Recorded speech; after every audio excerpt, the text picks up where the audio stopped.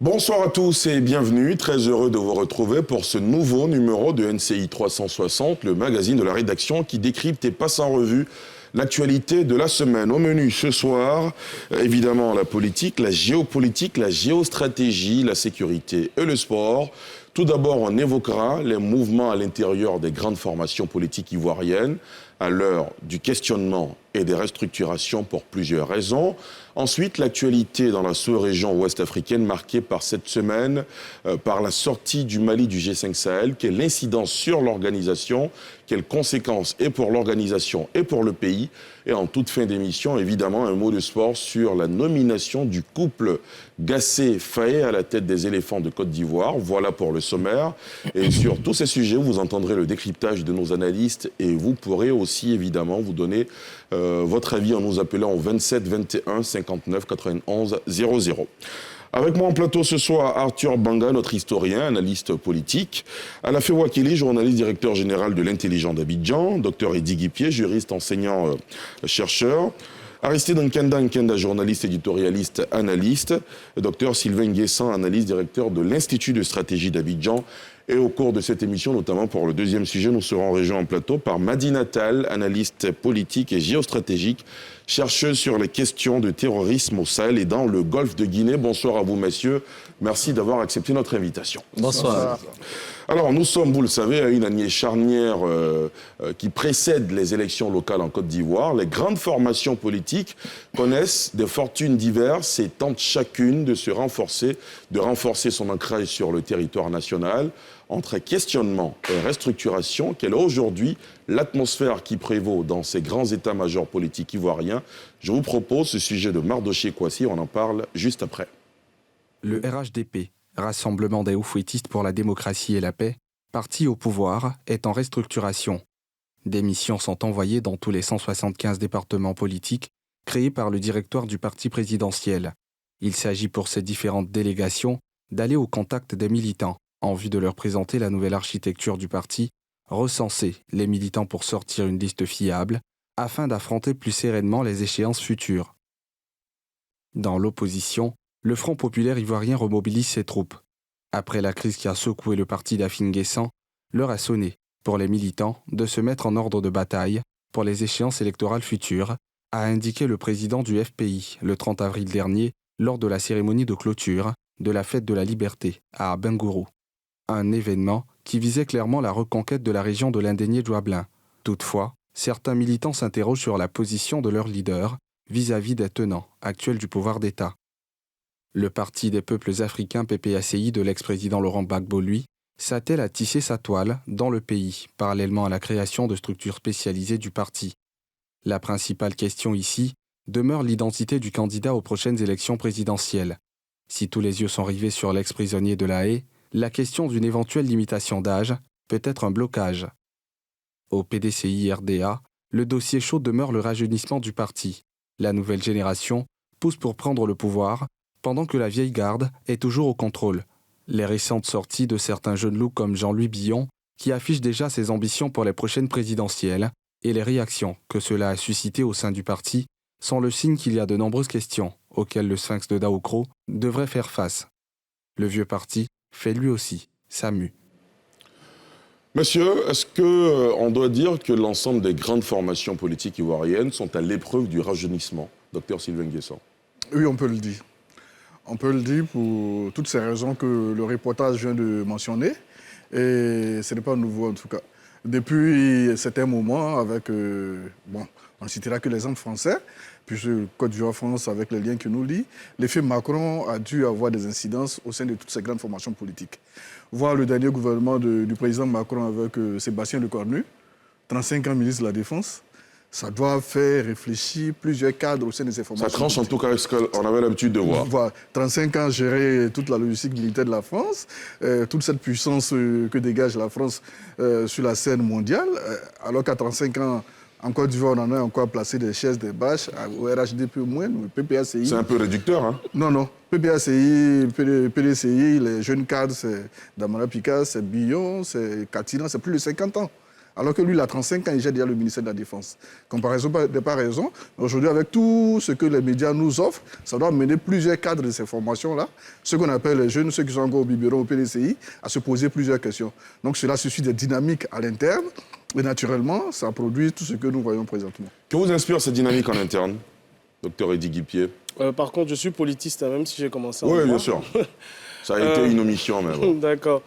Oui, bon, on va dire, moi, je suis pas, je marche pas forcément pour un rajeunissement obligatoire, corrélé à ce que les Occidentaux font. Par exemple, on a eu Trudeau, on a eu un très jeune chancelier en Allemagne, on a bien sûr Macron, etc. Pour moi, quand même, une carrière politique, elle est progressive, bien entendu. Après, on peut avoir des ascenseurs, on peut avoir du charisme, etc. Et puis monnayer tout ça en étant au sommet de l'État. Mais pour moi, une carrière politique, c'est essentiellement quelque chose de progressif. Voilà, 35 ans ministre de la Défense, en omettant même qu'il a été, enfin, pas en omettant, en précisant qu'il a été ministre aussi de l'Outre-mer, etc. Le porte-parole du gouvernement. Voilà, le porte-parole du gouvernement, pour moi, à 35 ans, non, pas forcément. Mais ceci étant, je veux dire, s'il est là, c'est parce qu'il a des compétences, etc. Mais pour moi, quand même, c'est un poste ministériel, c'est la sanction d'une longue carrière, soit professionnelle, soit administrative, et j'en passe. Donc un ministre de la Défense de la France à 35 ans, pour vous, c'est prématuré peut-être? Oui, c'est prématuré. Un bon conseiller technique, un bon conseiller spécial, mais pas forcément un ministre. Mais c'est mon avis. Après, son background... Vous rejoignez donc certainement les classiques des partis politiques non, sous justement, notre pic. il faut nuancer. Faut nuancer les choses. Déjà, si vous regardez aussi au niveau des anciens ministres, c'était un ministère de la souveraineté avant, on parlait de ministère d'État. Si vous regardez, c'était pas forcément ce même âge, parce que c'est quand même les ministères à la souveraineté qui tiennent la structure de l'État. Voilà, tout ce qui est pouvoir régalien de l'État. Donc 35 ans, c'est un choix, c'est risqué. Mais bon, après, vous voyez que la personne peut épouser les formes, les contours du job. Mais je ne marche pas forcément pour ça. Ceci étant, quand même, l'âge du capitaine se pose. Voilà, l'âge du capitaine se pose dans toutes les formations politiques que nous avons. Et la constitution de la Deuxième République réglait bien les choses au niveau même des critères d'éligibilité du président de la République. Aujourd'hui, cette disposition n'existe plus. Donc c'est cette disposition qui nous, on va dire, qui nous emmène à nous poser cette question. À nous dire, mais quid des comment dirais-je, des septuas et des octogénaires, justement, qui sont à la tête de ce parti? Est-ce qu'il faille juste les enlever ou il faille faire, justement, si on n'en parle pas souvent, un changement de génération à la tête de ces partis-là? La question reste posée, mais je ne marche pas forcément pour ce rajeunissement. Alors, monsieur, j'ai bien compris vos développements, mais il faut ajouter qu'on n'a pas les mêmes environnements, les mêmes contextes aussi. Hein. La France et la Côte d'Ivoire, c'est vrai. Non, je ne suis pas culturaliste aussi. Oui, je suis bien d'accord, mais... Je ne convoque pas. Moi, j'estime que c'est progressif. 45 ans, ça se va. Mais après, il y a certaines personnes aussi qui, comme le proverbe le dit, aux âmes bien nées, etc. Là, on n'attend pas il peut le être nombre l'exception. Mais on ne va pas nous dire c'est ça la norme aujourd'hui, qu'il faille que tous les ministres aient 35 ans, etc. Je ne marche pas pour ça. Très bien. Arthur? De toute façon, moi, je vais dire, dans l'histoire de la Côte d'Ivoire, on a toujours eu des jeunes ministres. On a... la Côte d'Ivoire a démarré avec les jeunes ministres, des Bani qui étaient ministres de la Défense avant Konan Bédié. de Konan Bédié. On a eu Hassan Ouattara, Premier ministre, à 42 ans, je crois. Oui. On a eu des Tidiane Thiam, on a eu...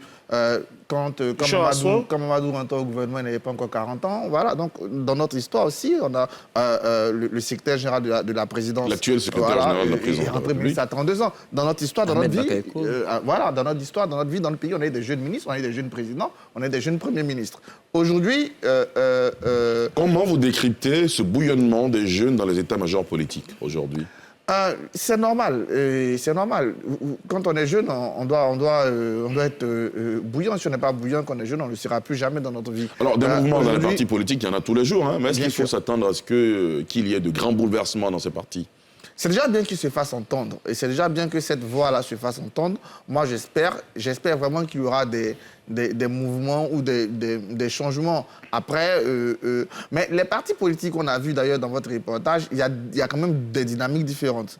Je pense qu'au niveau du RHDP, on l'a vu, la dynamique, elle est plutôt rassurante.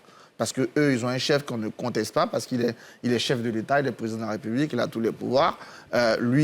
D'ailleurs, le parti cherche à structurer. On voit d'ailleurs, ce sont des missions pour remettre en place ce parti. Le FPI de Afingé Sambo, on a pu bien le préciser aujourd'hui, a clairement son leader qui veut s'affirmer. Donc, je pense que là-bas aussi, la question ne se pose pas trop. La question se pose aujourd'hui dans deux principaux partis. Le PDC-RDA, où la question est quand même encore plus importante, parce que n'oublions pas, Henri Konan Bédié aura quand même 91 ans en 2025. Mais au-delà même d'Henri Konan Bédié, je pense, la grogne, c'est tout le dynamisme autour.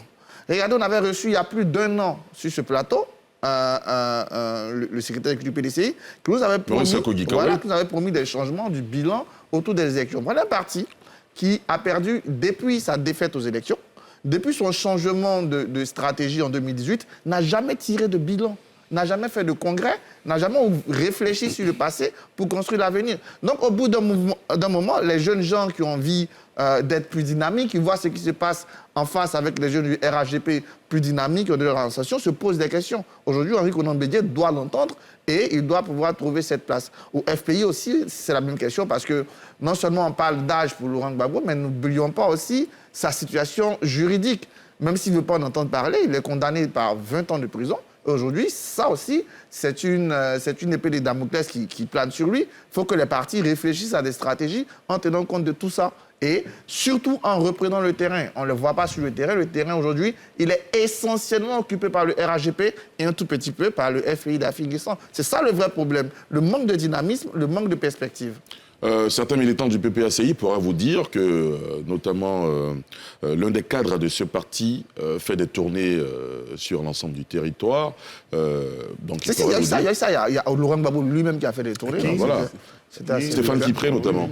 À la FEWA, Kini. Moi, ça bouillonne, mais ça fait partie de la routine, hein, parce que à côté de ce qui se passe au PDCI, on retient que le président Bédié est le candidat unique pour le congrès qui s'annonce.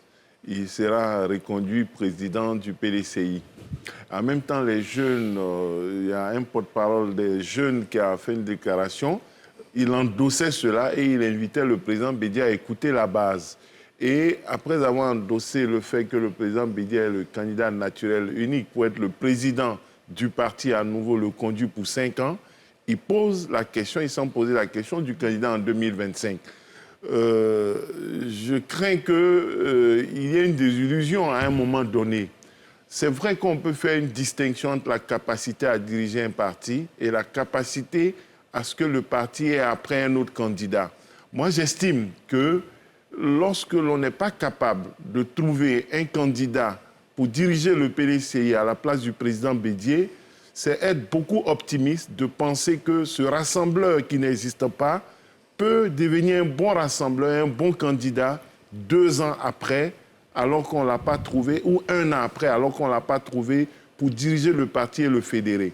Ça, c'est d'un. Donc, l'agitation au PDCI, de mon point de vue, ça fait partie... Ne va mener à rien, selon ce que vous dites. Oui, si on considère que le président Bédié est le candidat naturel, qui le restera et qui va être à nouveau le président du PDCI. Maintenant, au niveau du PPACI, il y a eu des tensions au niveau de l'élection des jeunes, des femmes, et puis... La Ligue des jeunes et la Ligue des femmes, précisément. Voilà, il y a eu quelques tensions qui ont été, de mon point de vue, résolues. Et le parti a retrouvé peut-être un peu sa sérénité, même si les adversaires peuvent déplorer ces administrations provisoires, mais ça a permis quand même de ramener le calme. Et il y a d'autres types de conflits qui sont en train d'être gérés. Et le parti Vous pensez à quoi, par exemple ? Bon, il y a d'autres types de conflits, de leadership, effectivement, la perspective 2025, il y a des agendas, des uns et des autres, et le président Gbagbo est obligé d'en tenir compte. C'est justement sans doute pour cette raison que ces aînés, ces doyens, ou entre guillemets ces vieux sont obligés de payer de leur personne pour maintenir la cohésion à la tête de leur parti, parce que quand eux, ils ne sont pas là, tout le monde on dit, bon, si le président Bédié n'est pas le président du PDCI, l'unanimité va se faire autour de qui? Cette crainte-là existe aussi au niveau du PPACI et le président Gbagbo a été amené à payer à nouveau de sa personne. À l'époque, on disait le don de soi, donner à nouveau, faire le don de sa personne. Et puis, ça continue, pas de repos. Afin-Guessant, lui, il n'a pas de problème. Avec le FPI, tout semble rouler à part Alfred Guéméné qui est parti, bon, ça ne dérange pas beaucoup. Au niveau du RHDP, la restructuration se poursuit, mais il ne faut pas oublier qu'on a vu quelque chose aussi ces derniers temps qui inaugure une sorte de nouveauté. C'est vrai que les députés, les groupes parlementaires ont tendance à s'exprimer, mais avec la désignation prochaine du président de l'Assemblée nationale, il y a une sorte d'agitation. Élection. Voilà, il y a une sorte de... Bon, la désignation d'abord par le RHDP. La proposition Il peut échouer. avant l'élection. Bon, apparemment, les autres partis ne souhaitent pas être candidats. Donc, tout est possible. Hein. Il peut échouer, et puis candidat unique, et puis il échoue. Non, candidat unique, là, ce sera difficile. D'accord. Voilà, donc c'est dire que les partis politiques ont des convulsions ou des tensions, mais ça fait partie, de mon point de vue, de l'ordre normal des choses pour l'instant. Est-ce que la désignation, Aristide Nkenda Nkenda, est-ce que la désignation du successeur d'Amadou Soumaoro, feu président de l'Assemblée nationale, aura un impact sur la redynamisation du RHDP en cours? Ali, avant de répondre à la question, je voudrais quand même revenir sur la pertinence de questionner dans la restructuration. Je crois que Sylvain Guessant a évoqué le renouvellement générationnel, mais il faut aussi penser à la structuration de l'idéologie politique. La situation de la structuration de l'idéologie politique. Très bien. Parce que justement, il faut apprendre aux militants ce que c'est qu'un parti de gauche, ce que c'est qu'un parti de droite, comment est-ce qu'on vote. Vous voyez, il a évoqué la France. Vous savez que Macron, pendant son précédent mandat, a travaillé avec des premiers ministres de droite. Aujourd'hui, il nomme une première ministre de gauche. C'est parce que justement, pendant tout son quinquennat, on lui a reproché le fait qu'il n'avait pas beaucoup... les problèmes sociaux n'étaient pas... au cœur de sa politique. Au cœur de sa politique. Alors, le problème que je pose interpelle le PPACI, parce que vous savez que sur le champ politique, il y a ce qu'on appelle les représentations, l'image que vous renvoyez. Et pendant la gouvernance du président Gbagbo, lorsqu'il était à la tête du FPI, et ensuite au pouvoir, il a renvoyé une certaine image. Et aujourd'hui, il crée un parti qui a une connotation panafricaine. Il faut qu'il arrive à convaincre les populations, à expliquer aux populations ce qu'il veut réellement. Ça aussi, c'est très important. Au-delà du renouvellement des hommes. Le RHDP, qui est un parti qui est né...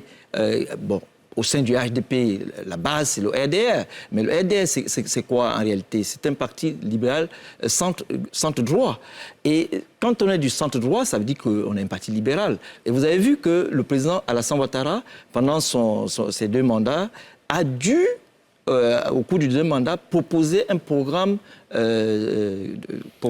social gouvernement, qui est même à sa 2e phase. Maintenant, pour répondre à la question que vous me posez à Lydia Assouba, est-ce que la nomination, est-ce que l'élection d'un nouveau président de l'Assemblée nationale peut redynamiser? La désignation d'abord au sein du groupe parlementaire RHDP. RHDP, je crois que c'est un parti très organisé. Et vous avez vu comment ils se sont organisés même à relancer leur parti. Ils lancent... Les candidatures sont lancées par la présidente par intérim de l'Assemblée nationale. Je crois que le RHDP, c'est un parti assez sérieux qui va désigner son candidat. Et à partir de cela, on va voir, ils sont majoritaires à l'Assemblée. C'est sûr que le candidat du RHDP passera. Mais le RHDP ne doit pas dormir sur ses lauriers. Parce que, vous savez, il y a les prochaines échéances électorales, notamment les municipales et les régionales. Donc, j'ai bon espoir qu'ils ne sortiront pas de cette élection-là divisée. D'accord, à la fin. Il faut dire que la restructuration est pilotée par le directorat essentiellement et le président du directoire Kafana. Donc, si vous faites allusion au fait que peut-être le secrétaire exécutif ou une autre personnalité pourrait aller au Parlement et donc va sortir de l'appareil du parti, je pense que ça n'empêche pas, ça ne mettra pas en difficulté la restructuration parce que le président du directoire, M. Kafana, le ministre d'État, lui, il est toujours à la tête du parti et c'est lui qui pilote la restructuration sous la haute autorité du président de la République et du conseil politique. Donc, ça ne va pas impacter la restructuration du président du parti et des autres instances. Très bien. Arthur, rapidement. Oui, rapidement, je vais revenir sur un truc en début de débat que j'ai voulu préciser. Effectivement, quant au modèle d'accession, moi, je me rappelle la première fois que je suis arrivé en Chine en 2018, les gens s'étonnaient d'ailleurs de voir des gens comme Emmanuel Macron tous à l'ascension. Parce que c'est un pays où, par exemple, ton ascension jusqu'au sommet de l'État va se faire au sein du Parti communiste. Et tu vas commencer dans la section Parti communiste de ton quartier, de ton village, de ta ville, de ta province, de ton État. Avant d'arriver à Pékin, tu as au moins 25 à 30 ans de vie politique. Donc là-bas, ce n'est même pas possible d'imaginer quelqu'un de 35 ans être dirigeant de la Chine. Tu seras toujours autour de Kenka parce qu'ils sont très tôt engagés et ils ont une longue carrière. Ça peut être une façon de voir qui fait que, mais même quand on se met dans ce process-là, c'est-à-dire on a des présidents, c'est qui était logiquement toujours autour des 50, 60 ans. Voilà, tout au plus 45, mais donc les gens de 45, 50 ans ont l'expérience pour arriver à ce stade-là dans ces modèles-là. Il y a des modèles où il y a des talents bien nés qui peuvent surfer sur des situations. Et puis n'oublions pas qu'il y a certains, comme des Trudeau, des Louis Michel, qui sont des enfants d'eux, et donc ils sont déjà dans ce milieu depuis longtemps, qui ont juste pour préciser, oui, Ali, rapidement. Juste pour préciser que ce qui arrive en France avec Macron, c'est parce que justement, que ce soit les politiques de gauche que les politiques de droite, dans la dimension évaluative de la culture politique, les gens se sont rendus compte qu'ils n'appliquaient pas ce qu'ils disaient, les propositions pendant les campagnes électorales. À partir de ce moment, il y a eu cette faille où le président Macron s'est inséré. Il y a eu l'affaire Fillon aussi. Absolument. Effectivement, il y a l'affaire Fillon qui a fragilisé Fillon. Mais je vais quand même dire que Macron arrive là parce qu'il y a eu donc ce clivage droite-gauche a failli dans la dimension évaluative de la culture politique. D'accord. Monsieur, dernier tour de table autour de cette question. Est-ce que vous pensez que les restructurations, les questionnements en cours en ce moment auront une incidence sur la cartographie politique, notamment à la faveur des prochaines élections locales? Oui, je le pense. D'abord, nous sommes dans un environnement politique où l'esprit communautariste n'est pas toujours loin. Donc, vous voyez un fils de telle région être propulsé à un certain niveau, ça pourrait, comme on le voit constamment, voir les parents faire un vote utile, pas forcément parce qu'on partage l'aspect idéologique dont il parle, qui n'existe pratiquement pas dans nos régions, mais parce qu'un fils d'eux a été promu, il aspire à tel poste, et donc cela pourrait plus ou moins amener la communauté, l'ethnie, le groupe religieux à adhérer d'une façon ou d'une autre à ce choix électoral-là. Vous faites allusion à quelle formation politique? À toutes les trois formations politiques. Il n'y a pas que trois formations. À toutes les quatre, vous voulez dire les quatre principales. D'accord. Moi, je parlais du DPCI. Bon, laissez-le terminer, s'il vous plaît, monsieur. Docteur Sylvain Gué, sans terminer, poursuivez. Moi, je parlais du PPACI, du PDCI et du RHDP. Bon, c'est sa grille de lecture, monsieur. C'est ma grille de lecture. C'est quelle logique? Oui, bien sûr, on est bien d'accord, mais vous l'interrompez pas. Je dis que, par exemple, quand on va comparaison n'est pas raison, mais l'élection législative qui est passée, le meilleur score, ça vient de 3. C'est pas en 2 ans qu'il y aura un chamboulement, un basculement à 360 degrés, où on verra quelqu'un sortir. Le troisième n'était pas encore constitué. Oui, mais il y avait le SD qui était l'embryo. Le EDS, c'était l'antichambre quand même du PPACI. D'accord. Voilà. Donc je me dis que ça pourrait, basculement non, mais ça pourrait susciter quelques équilibres régionaux. C'est votre avis aussi, Eddy Guipier? Bon, en tout cas, espérons que ce ne soit pas du tout bouge pour que rien ne change. Voilà, un peu d'agite-propre pour un peu distraire les militants, ou bien, pourquoi pas, parce que souvent aussi, les partis politiques ont besoin de ces grands procès internes, ces grandes manifestations pour se reconcentrer sur l'essentiel, peut-être faire l'unité autour du chef ou des organes. Donc, gageons que ce ne soit pas ça, que ce ne soit pas de grands ensembles, parce que il y a eu quand même pas mal d'ensembles, de restructuration au RHDP, quand je pense, depuis 2018. À un moment, on a eu Mme Diabaté qui a été présidente du RDR, c'est ça? Et puis, il y avait le chef de l'État qui était président d'honneur. Après, ça a été Mme Kandia qui était secrétaire générale. Oui, il y a pas mal de mouvements, en tout cas. Bon, en même temps, on comprend le RHDP, c'est la coalition au pouvoir. Ils ont beaucoup de ressources en matière de cadres, etc. Il faille les unir autour d'un projet politique et bien entendu des joutes politiques ou du moins des échéances électorales qui arrivent. Les autres aussi, concernant le PPA, c'est le Benjamin, même si c'est vrai qu'il y a de beaux restes avec le DS ou bien l'ancien FPI, etc. Mais concernant le PDCI aujourd'hui aussi, bon, il y a beaucoup de restructurations. Bon, moi j'espère que ce seront des restructurations de fond. Voilà, faire en sorte que les gens soient édifiés sur les textes, sur les nouveaux organes, et pour qu'on puisse avoir beaucoup plus de lisibilité. Voilà, que ce soit aussi bien entendu inclusif, parce que je pense que c'est un peu le défi d'inclure toutes les tendances politiques pour pouvoir bien se positionner sur la ligne de départ pour les municipales.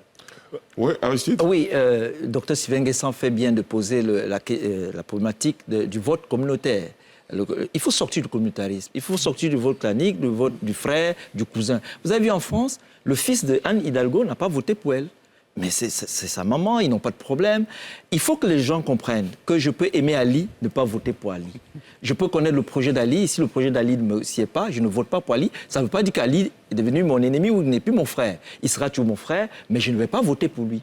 Donc, il faut qu'on arrive, il faut qu'on ait l'audace de rupture, qu'on arrive à évoluer et non réaliser une révolution. Il faut qu'on bat le R, qu'on ait l'évolution, qu'on évolue et qu'on arrive à former... Et ça, tu seras d'accord avec moi, docteur Atuba, qu'on forme les masses, qu'on apprenne aux gens comment ça se passe le champ politique, qui est un champ de rivalité de pouvoir. Moi, je vous entends au fil des émissions, au fil des années, répéter la même chose, développer là-dessus, pour dire qu'il faut qu'on forme les masses, il faut que les politiques changent la vision des choses, mais ça ne bouge pas. Et ça va bouger, Ali. Ça ne bouge pas. Ça va bouger. Pourquoi ça va bouger? Parce que justement, ça va devenir pavlovien à un moment donné. Il faut insister.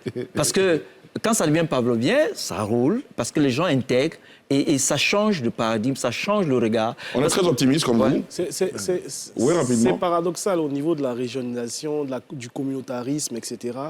Les partis politiques, comment dirais-je, à la veille de la décolonisation, du moins lorsque la France, la puissance coloniale concède à tous de pouvoir être électeurs éligibles, etc., et candidats, étaient moins régionalisés que maintenant. C'est-à-dire que le président Houphouët-Boigny, quand il a été candidat à jeune député, je parle sous le contrôle d'Arthur Banga, il n'a pas profité du vote de son groupe ethnique ou de sa région. C'est quand même paradoxal que 60 ans après, on soit prisonnier des cercles du régionalisme, du communautarisme et du tribalisme, alors que sous la colonisation, on faisait mieux. Il y a au nord, par exemple, le grand chef Gon Coulibaly, qui a appelé à voter pour Houphouët au détriment de Sékou Sanogo.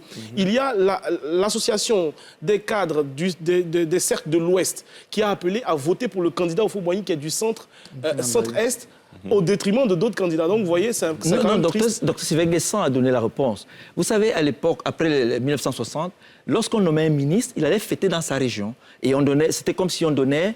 Mais ça continue. Ah oui, c'est ce qui a créé donc le tribalisme, en fait. Et il faut donc rompre avec ça. Il faut qu'on nomme un cadre, pas parce qu'il est d'une région, pas parce qu'on veut récompenser une région. Et pendant longtemps, les Africains ont appelé géopolitique la redistribution des postes. Alors que ce n'est pas ça la géopolitique. La géopolitique, c'est la science de l'État en tant qu'entité qui évolue et qui... Les conséquences de tout ce qui se passe, oui, beaucoup de choses peuvent se passer parce que ce sera la première élection pendant que le président Laurent Gbagbo est au pays, avec le PPACI, et une élection qui peut être inclusive et ouverte, et le PPACI aura des candidats partout. On ne sait pas s'ils feront, comme peut-être à Yopougon, dans certaines zones, des alliances avec le PDCI, et comment cela va se passer. Et on est parti pour une élection ouverte qui peut conduire à un chamboulement, avec des anciens qui voudront être réélus, à Yopougon, à Abobo, au Plateau, à Port-Boué, et puis des partis qui voudront voir des cadres émerger. Le PPACI vise lourdement Port-Boué. On ne sait pas s'ils vont s'allier. Katina et Damana Pigas n'ont pas pu être candidats aux législatives. Je ne sais pas s'ils vont laisser le maire sortant du PDCI rempiler. Voilà des chamboulements qui sont possibles dans plusieurs communes. On aura, si rien ne change, 201 communes, 201 maires, et puis des régions, il y a les conseils régionaux, et le Sénat, 32, juste après. Et puis après le Sénat. Donc, il y a beaucoup de choses qui peuvent se passer. Il faut peut-être attendre aussi à une percée des indépendants. Encore les indépendants sont aujourd'hui sur les élections locales. Parce qu'effectivement, les élections municipales, ces élections locales, les indépendants pèsent. Il y a des indépendants qui se disent « Ok, je veux un indépendant », qui posent déjà la question localement, qui commencent à travailler dès à présent. Il y a des indépendants qui ne sont pas contents, plus politiques, qui ne sont pas contents des choix qui sont opérés à Abidjan, donc qui surfent sur la réalité politique du moment. Moi, je pense que les grandes questions, actuellement, on est vraiment dans des jacqueries, si je peux le dire ainsi. Et c'est quoi jacquerie? Des petites révoltes. C'est moi qui pose les questions. Oui, c'est toi qui te demande. Vous avez l'habitude de nous glisser des expressions. Laissez Arthur Banga en faire lui-même. Laissez-le terminer. Pour moi, dans les jacqueries, qui vont se réconcentrer, mais le vrai débat politique, les vrais jeux politiques vont sortir de l'analyse des résultats des élections locales. En ce moment, les états-majors vont voir soit des personnages qui se sont très bien illustrés, dans des partis comme quand je prends le cas du RHDP, tous ceux qui sont à un certain niveau, qui peuvent penser à la succession, vont devoir peser dans leur région, faire gagner des candidats pour prouver qu'ils ont une importance. Hein. Certains dans d'autres partis comme le PDC-IRDA, en espérant que Henri Konan Bédié ne soit pas le candidat, il faut démontrer pourquoi on doit être choisi. Donc il faut être élu, il faut avoir fait gagner des gens, il faut avoir fait campagne. Donc autour de ça va se jouer des petits matchs, même au PPACI. Il faut qu'aujourd'hui, la plupart des hauts cadres ne sont pas élus, ils vont devoir aller sur le terrain. Quand je vois un gars comme Stéphane Kipré qui va aller dans le fief de Mamadou Touré pour des élections, ça sera Donc ceux qui vont sortir vainqueurs de ça vont maintenant avoir la légitimité pour dire oui, et c'est à partir de ce moment-là qu'on va vraiment préparer. Mais ce qu'on doit faire avant, et ça je vais terminer là-dessus, c'est de préparer tout ce qui est autour des élections, liste électorale, commission électorale, tout ça, pour de faire les réformes qu'on peut avant les municipales, pouvoir tous ensemble tirer les leçons de ce fonctionnement-là pour nous permettre d'aller sur une élection présidentielle de 2025 qui soit la vraie première élection. On a une fête démocratique. Docteur Sylvain Nguessan, je termine avec vous rapidement. Oui, j'allais dire qu'il ne faut pas forcément minimiser ces divergences au sein de ces formations politiques. 93-94, sous le contrôle de certainement à la fait, au PDCI, quand Djedou Kobena et les autres avaient commencé à murmurer, on se rappelle les grands discours qu'ils avaient tenus. C'est une minorité. C'est là on a appris les expressions, la grande majorité. C'est la petite minorité. Il y a eu en 2000 avec les traîtres, parlant de l'UDPCI aussi. Etc. Et on a vu les incidences plus tard.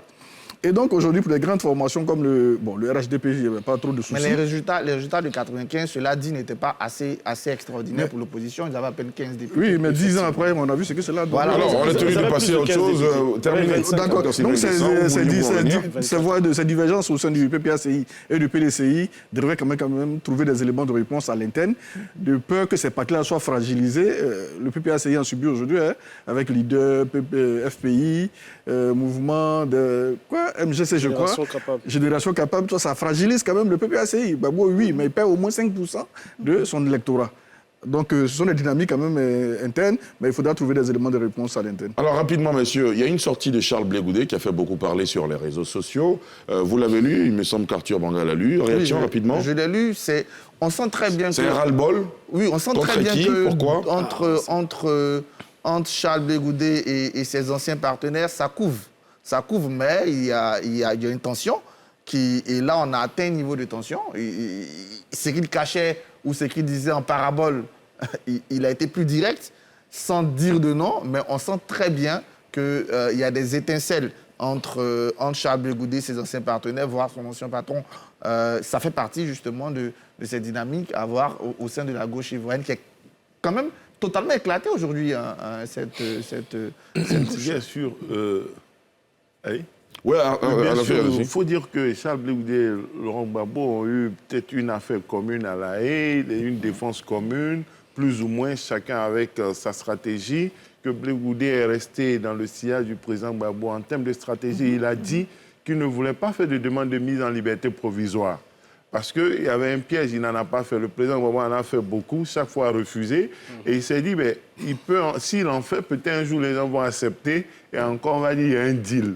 Donc, lui, il était derrière le président Laurent Gbagbo, c'était la stratégie toute derrière. Mais depuis la libération, il a une autonomie, il s'autonomise, il n'a pas envie forcément de marcher dans le... Parce que le problème est simple. Aujourd'hui, l'après-Gbagbo, dans le PPACI, toutes les batailles qui se font autour du chef, lui, il a vu ça venir depuis longtemps. Depuis même que le président Gbagbo était au pouvoir, il n'a jamais été FPI. Il n'est jamais entré dedans. Il est dans sa logique. Mais d'autres ne l'acceptent pas et ça les dérange. Donc, il veut assumer cette logique aujourd'hui, mais ça dérange les gens. Et c'est ça aujourd'hui le problème. Même lorsqu'ils étaient au pouvoir, il n'a jamais été FPI. Il a été pro-Gbagbo, mais il n'a jamais été FPI. Et c'est cette autonomisation avec ses risques et ses périls qui lui pose problème aujourd'hui. Très bien. Monsieur Kangouté, vous nous appelez du Canada en région québécoise. Bonsoir, est-ce que vous nous entendez? Monsieur Kangouté, vous êtes là? Il me semble qu'il est parti. Aristide? Oui, j'ai retenu juste une phrase dans cette note, dans cette publication-là. Il a dit je ne répondais pas parce que j'avais peur, mais par décence. Et je vous avais dit sur ce plateau que le retour du président Gbagbo m'avait marqué parce que dans l'avion, quand il a parlé dans l'avion, je n'ai pas senti un moment qu'il dise que j'ai un pincement au cœur que je ne rentre pas avec mon fils. Et je crois qu'à partir de ce moment, je crois que Blé, et comme depuis toujours il est resté, il n'a pas pu revenir depuis, et le président est là, depuis qu'il est arrivé, c'est rarement, je ne sais même pas s'il a évoqué le nom de Blé, et à partir de ce moment... Oui, il a évoqué, mais je veux dire, Blé ne sent pas que son père, puisque, entre guillemets, son père se préoccupe de sa situation. À partir d'un moment donné, lui, il a des ambitions, et on parlait tout à l'heure de la dynamique dans le parti, et vous savez, à un certain âge, vous n'avez pas l'énergie pour continuer, et je vous avais expliqué sur ce plateau que le PPACI naît parce que le président Gbagbo veut créer un parti où on va plus venir dire on était ensemble sous le pont à Dabou, ainsi de suite. Donc, Blé Boudé a ses ambitions et il se rend compte quand même. Et vous avez vu, à la fin, il dit « appelle-moi encore ». Je crois que c'est un coup de fil qu'il a reçu, qu'il a énervé en fait. Très bien. Monsieur Kangouté, vous nous appelez du Canada. Bonsoir, est-ce que vous êtes là? Monsieur Kangouté, vous nous entendez? Visiblement, il ne nous entend pas. Oui, en fait, je parlais ici, mais apparemment, on ne m'entend pas. Oui, allez-y. Quel est votre point de vue? Une interrogation sur la problématique qui a été évoquée. C'est qu'aujourd'hui, il y a une véritable centralisation des problématiques autour de certaines figures politiques qui aujourd'hui existent et qui ont un véritable poids. Un poids qu'on ne peut pas négliger, et c'est vraiment une bonne chose de comprendre que ça existe. Maintenant, il faudrait aussi se poser la question, c'est qu'aujourd'hui on est en 2022 et il y a une certaine jeunesse qui s'interroge parce que ça fait 30 ans que le paysage politique ivoirien est monopolisé par plusieurs figures. Est-ce qu'il ne serait pas intéressant de pouvoir se proposer ou d'aborder des réflexions avec des partis politiques qui sont naissants et qui sont capables de penser des choses différentes, penser des choses comme par exemple des évolutions de monnaie, des évolutions sur les enjeux économiques, les enjeux écologiques que nous avons. Enfin, c'est vraiment des sujets prioritaires qu'il faut y avoir, plutôt que de rester auto-centré, à mon sens, sur des restructurations purement administratives de quelques partis politiques ou de la plupart des grands partis politiques aujourd'hui. Très bien. Et merci pour votre réponse. Merci beaucoup, M. Kangouté Inoussa. Je rappelle que vous nous appeliez depuis le Canada. Arthur, oui, vous voulez un commentaire? Mais justement, c'est ce que je dis. Si on est tous d'accord que ces trois-là monopolisent la scène politique et à notre défaveur, il y a d'autres offres. Il y a d'autres possibilités. Mais c'est pas que les trois partis politiques. Oui, mais on a vu M. Kangouté à revenir en Côte d'Ivoire pendant ses vacances. Mais vous êtes déjà en Côte d'Ivoire, vous pouvez commencer à prendre vos responsabilités ici avant que M. Kangouté ne revienne. Mais je contribue au débat citoyen. On est bien d'accord, mais bon, enfin bref. Non, mais M. Kangouté a dit quelque chose d'important. Il dit qu'il faut qu'il y ait des sujets comme sur l'écologie. Et c'est ce que je disais. Il faut qu'au-delà de la structuration, de la restructuration, qu'on pose des vrais problèmes idéologiques. C'est bien ce qu'on essaie de faire tous les jours sur NCI. Messieurs, ce soir, on va aborder l'actualité internationale, l'actualité à l'étranger, notamment au Mali. Proximité oblige. Vous le savez, les autorités maliennes ont annoncé le retrait du Mali de l'organisation régionale G5 Sahel et de sa force militaire antiterroriste. Ce retrait est une protestation au refus des pays membres du G5 Sahel à accorder la présidence de l'organisation au Mali. L'annonce de ce retrait a été faite par le colonel Abdoulaye Maïga, porte-parole du gouvernement de transition à la télévision nationale cette semaine. Le sujet de Pierre Dipomena, et on en parle juste après. C'est une expression de la colère de la junte au pouvoir au Mali. Le pays vient de se retirer du G5 Sahel, composé de la Mauritanie, du Tchad, du Burkina Faso et du Niger. Une organisation régionale qui fait front contre l'insécurité dans les zones sahéliennes. Les autorités maliennes reprochent à certains pays, membres du G5 Sahel, de leur refuser la présidence de l'organisation. Le gouvernement de la République du Mali rejette fermement l'argument d'un État membre du G5 Sahel qui avance la situation politique interne nationale pour s'opposer à la présidence malienne du G5 Sahel. L'opposition de certains États du G5 Sahel à la présidence du Mali est liée aux manœuvres d'un État extra-régional visant désespérément à isoler notre pays, le Mali. Et de cette situation, le gouvernement de la République du Mali en déduit une perte d'autonomie, une instrumentalisation et un dysfonctionnement grave des organes du G5 Sahel, notamment la conférence des chefs d'État, et le secrétariat exécutif, dont le programme de travail annuel et le budget 2022 ne sont toujours pas adoptés par le Conseil des ministres de l'institution. En conséquence, le gouvernement de la République du Mali décide de se retirer de tous les organes et instances du G5 Sahel, y compris la force conjointe. Le Mali est depuis le 9 janvier ciblé par une série de mesures économiques et diplomatiques des États ouest-africains pour sanctionner l'intention de la junte de se maintenir au pouvoir encore plusieurs années après 2 putschs en août 2020 puis en mai 2021. Outre le Mali et le Burkina, le G5 Sahel, composé d'environ 5000 militaires, est formé de la Mauritanie, du Tchad et du Niger. Et pour analyser cette situation, Madi Natal nous a rejoint en plateau. Madi Natal, je rappelle, est analyste politique et géostratégique, chercheuse sur les questions de terrorisme au Sahel et dans le Golfe de Guinée. Madi Natal, bonsoir. Bonsoir Ali. Merci d'avoir accepté notre invitation. Merci beaucoup. D'habitude, on vous a en visioconférence. Aujourd'hui, on vous a sur ce plateau. C'est ça. Première question pour vous, Oui. baptême de feu d'entrée. Quelle incidence de ce retrait du Mali sur le G5 Sahel?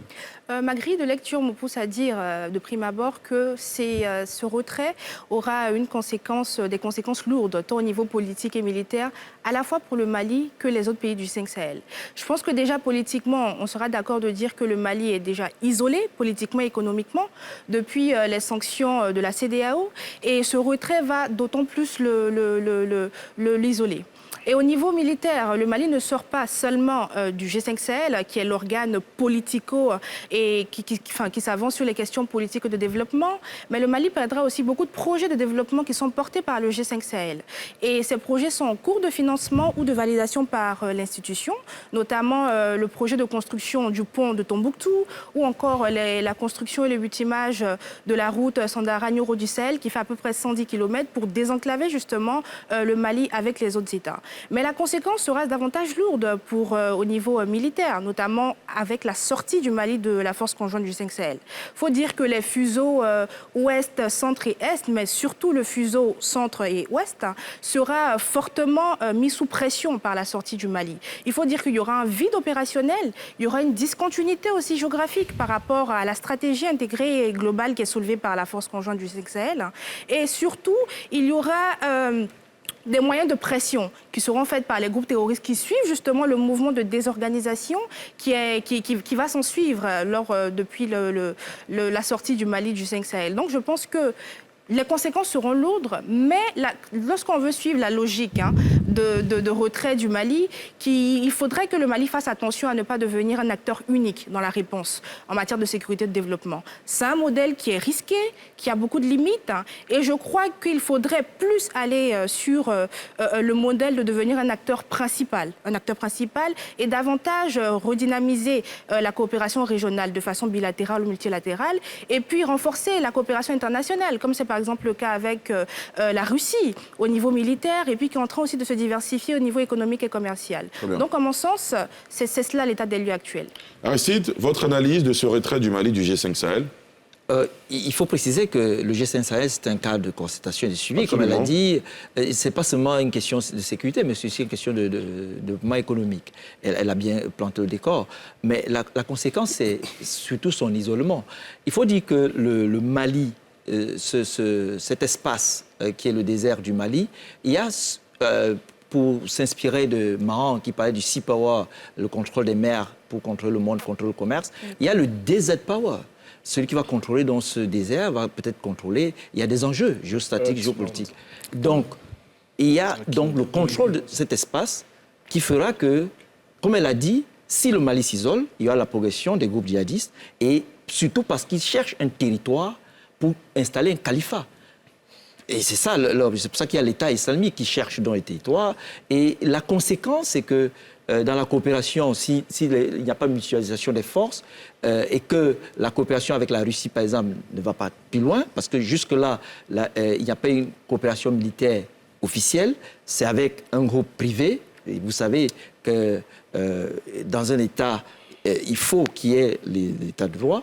Et surtout, quand vous savez qu'avec la création du G5 Sahel et la force conjointe, il y a eu cette structure qu'on a mise en place pour prévenir les excès le nom m'échappe.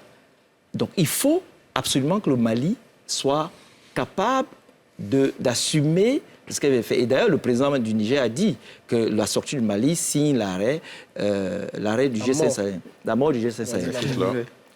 Alors, c'est ça aussi la question. Mais surtout, une autre question, Ali, une autre préoccupation, c'est que pendant longtemps, le secrétaire général des Nations Unies et la France ont demandé qu'il y ait un renforcement du financement de l'aide apportée au G5 Sahel, mais les États-Unis n'ont jamais accepté, on ne sait pas pourquoi. Et c'est pour ça que je dis que le DZ Power, le contrôle de cette partie, elle est importante, c'est une question géopolitique et géostratégique. D'accord. Eddy? Bon, alors, on n'a pas parlé des causes, donc on parle directement des conséquences, c'est un peu difficile. On pourra revenir sur les causes. Parlons un peu des causes. Le G5 Sahel, c'est une excellente idée, une organisation de sécurité collective, mutualiser les moyens autour de plusieurs structures, le secrétariat, la force conjointe, bien entendu, et l'école de guerre aussi, logée en Mauritanie. Pourquoi alors on a refusé la présidence du G5 Sahel? Justement, ça fait partie des casus belli. Le Tchad qui en assume la présidence, on parle de légitimité. À ce que je sache, le général Mahamat Kaka Déby n'est pas plus légitime que la junte au pouvoir au Mali. Donc, je pense qu'il fallait, je ne sais pas, je ne maîtrise pas trop les textes, je ne sais pas s'il y a incidence des textes à mon avis, mais je pense qu'on ne pouvait pas continuer avec ce 2 poids 2 mesures, faire barrage ou blocage pour éviter que les autorités maliennes puissent assumer ce pouvoir. Vous voyez, pareil au Burkina, où il y a une junte aussi qui dirige les choses. Donc, vraiment mettre la question sécuritaire au devant pour essayer de privilégier l'essentiel. Si étant, Aristide vient de le dire, le G5 Sahel, c'est une magnifique architecture, hein, ça demande à justement, vous voyez, par exemple, on a la CEDEAO, mais la CEDEAO a une spécialisation dans la sécurité collective, mais ce n'est pas un organe qui est dévolu à cette sécurité collective, même si, bien entendu, il y a des pendants, comme elle a dit aussi, Aristide, économiques, etc. Il y a un problème, le financement. Et il y a quelques jours, il y a un cadre du G5 Sahel qui en avait parlé, qui se plaignait justement du fait que de voir un peu tous ces financements aller, par exemple, vers l'Ukraine, sans pour autant, alors qu'il y avait des gaps à combler au niveau du financement du G5 Sahel. Alors, ça pose une question aussi. Le nerf de la guerre, voilà, sans l'argent, sans les crédits militaires, sans les crédits alloués, on ne peut pas faire grand-chose. Au niveau des conséquences, la déclaration du président Bazoum du Niger a fait froid dans le dos quand même. Il a été, même si j'estime que ça a son désavantage, il a parlé de mort du G5 Sahel.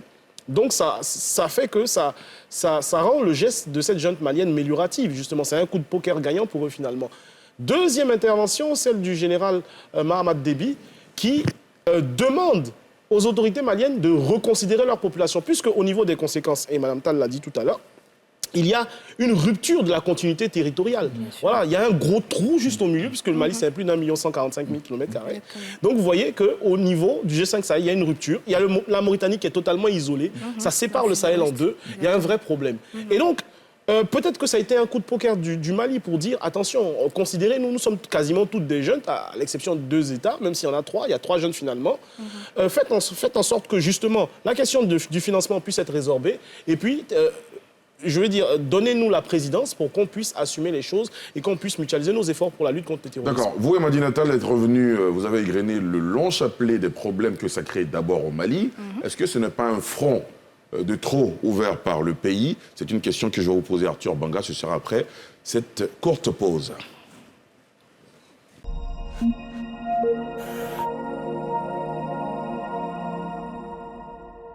Le plateau de NCI 360, dans la deuxième partie de cette émission, nous évoquons la sortie du Mali du G5 Sahel après les développements faits par Madi Natal, Aristide Nkenda et Dr Eddy Guipierre. Arthur Banga, pardon. Je vais vous poser la question de savoir si ce n'était pas un front de trop pour le Mali, ouvert par la junte malienne. Bon, je vais terminer par ça, si vous le permettez. Et je vais commencer par quelque chose qui va surprendre sans doute vos téléspectateurs, parce que jusqu'à présent, je pense que j'ai été l'un des plus durs avec la junte malienne, mais par amour pour le Mali. Soyons cohérents aussi quand on veut faire les choses. Vous pensez vraiment que la junte malienne a des leçons à recevoir du Burkina ou du Tchad? Le Tchad même, non. Donc il faut qu'on soit cohérent. À partir du moment où, dans cette organisation-là, il y a 3 juntes sur 5, on ne peut pas punir une seule. D'ailleurs, je vais plus loin. Je demande à ceux de Yaoundé d'être aussi cohérentes. On ne peut pas continuer à se concentrer sur le Mali, alors qu'à côté, le Burkina nous a sorti 3 années de transition et la Guinée nous a aussi sorti 3 années de transition. Donc franchement, au prochain sommet de la CEDEAO, si on ne peut pas sanctionner ces États-là, on libère le Mali. Il faut qu'on soit aussi cohérent dans ce qu'on prend. dans ce qu'on fait. Et moi, je pense que ceux qui se plaignent du fait que confier la présidence du G5 Sahel à la junte malienne est un souci, ne devaient même pas accepter que le Tchad dirige le G5 Sahel. Donc, ça veut dire qu'on est dans une position où il n'y a que 2 pays qui suivent ensuite cette logique-là, loin des textes. Il n'y a que 2 pays, le Niger et la Mauritanie, qui peuvent diriger le G5 Sahel. En ce moment, on serait vraiment en cohérence. Moi, j'aurais défendu mordicus cette position-là. Après, le G5 Sahel lui-même, le président Bazoum dit qu'il est mort, mais il était déjà dans l'agonie. Le G5 Sahel n'a jamais décollé. Il y a eu plusieurs réunions, il y a eu quelques opérations. Je dirige à l'école de guerre de Zambakro 2 mémoires sur le G5 Sahel, mais quand vous les lisez, c'est la mort dans l'âme. Et je suis d'accord avec Eddy, quand vous les lisez, que vous regardez la mobilisation de la communauté internationale en Ukraine, vous dites qu'avec même 1/100 de ce qu'on donne à l'Ukraine, on aurait pu débloquer les choses. Donc c'est une organisation qui elle-même avait déjà des difficultés, qui ne fonctionnaient pas bien. Et du coup, quand quelque chose ne fonctionne pas, ou je ne vois pas l'effet de cette chose, je me demande quelle est la conséquence si ça n'existe pas. Voilà, donc moi, je suis de ceux qui pensent que le G5 Sahel aujourd'hui est quasiment... le président Bazoum a parlé de mort, mais il était déjà dans l'agonie. Donc quand quelqu'un est dans l'agonie qui doit mourir, je ne vois pas ce que ça change. Pour revenir maintenant à la junte malienne, je pense qu'aujourd'hui, les autorités maliennes doivent comprendre que tout ce qui arrive aujourd'hui au Mali est leur faute. Tout ce qui arrive est leur faute. C'est parce que ces jeunes s'accrochent au pouvoir. Regardez, j'ai lu le dernier rapport de la Banque mondiale sur le Mali, mais il est affligeant. Le Mali s'apprête depuis combien d'années à connaître sa première récession? Le Mali, depuis combien d'années, a connu pour la première fois une augmentation de la pauvreté de 2% en 2019 et 2021. Le Mali est dans une zone d'insécurité totale.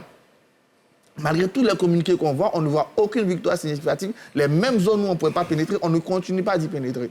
Donc, au bout d'un moment, il faut qu'elle ait de la responsabilité. Elle ait de la responsabilité en écoutant ce que la communauté internationale, à travers la CEDEAO, leur demande. C'est-à-dire s'organiser pour très vite passer le pouvoir à un régime légitime. Parce que si on avait un régime légal et légitime, on ne serait pas en train de se poser cette question-là.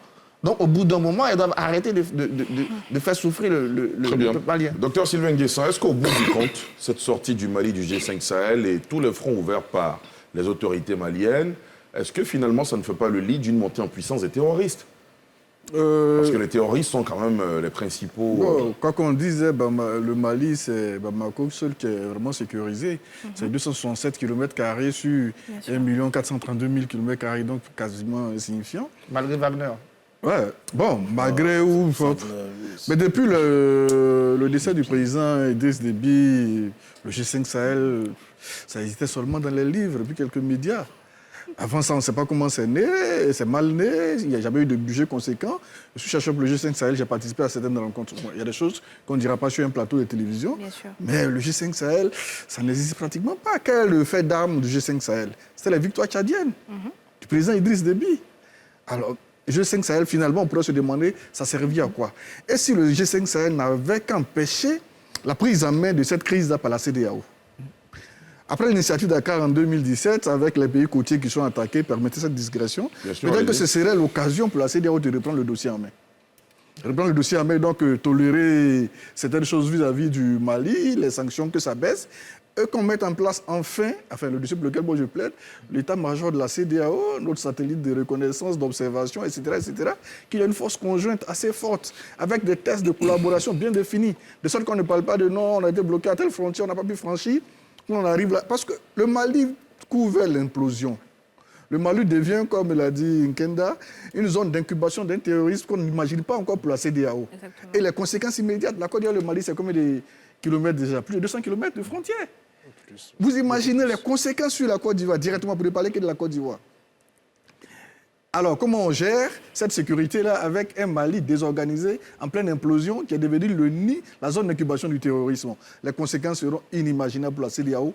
C'est l'occasion pour la CEDEAO d'unifier G5 Sahel et Initiative Dakar, mettre en place une force conjointe, parce qu'on n'imagine pas encore les conséquences de l'implosion du Mali. Alors, Wakili? Oui, il y a une circulation des biens et de personnes qu'on ne peut pas contrarier, qu'on ne peut pas bloquer, qu'il faut pouvoir continuer. Peut-être d'autres personnes peuvent penser qu'il faut construire des murs des nouveaux murs de Berlin entre les pays frontaliers G5 Sahel, mais ce n'est pas la solution. Donc, de part et d'autre, il y a des efforts à faire. Le Mali, vous avez dit, est une action de trop, bon, de plus, pas de trop. La junte au pouvoir à Bamako est dans une logique, c'est un pas de plus. Mais le problème, le Tchad, il dit le G5 Sahel, ce n'était que les victoires tchadiennes. On voit bien que le Tchad a des troupes au Mali. Ces pays-là ont des troupes au Mali. Quand le Mali se retire du G5 Sahel, qu'advient-il de ces troupes-là? On fait quoi? Ça n'existe pas, c'est vrai. G5 Sahel n'existait pas, c'était déjà mort. Mais il y a des troupes tchadiennes au Mali, dans le cas du G5 Sahel. Elles retournent, comme les Français sont retournés, on les retourne, le Mali se renferme avec ses nouveaux alliés pour combattre les terroristes. On fait quoi?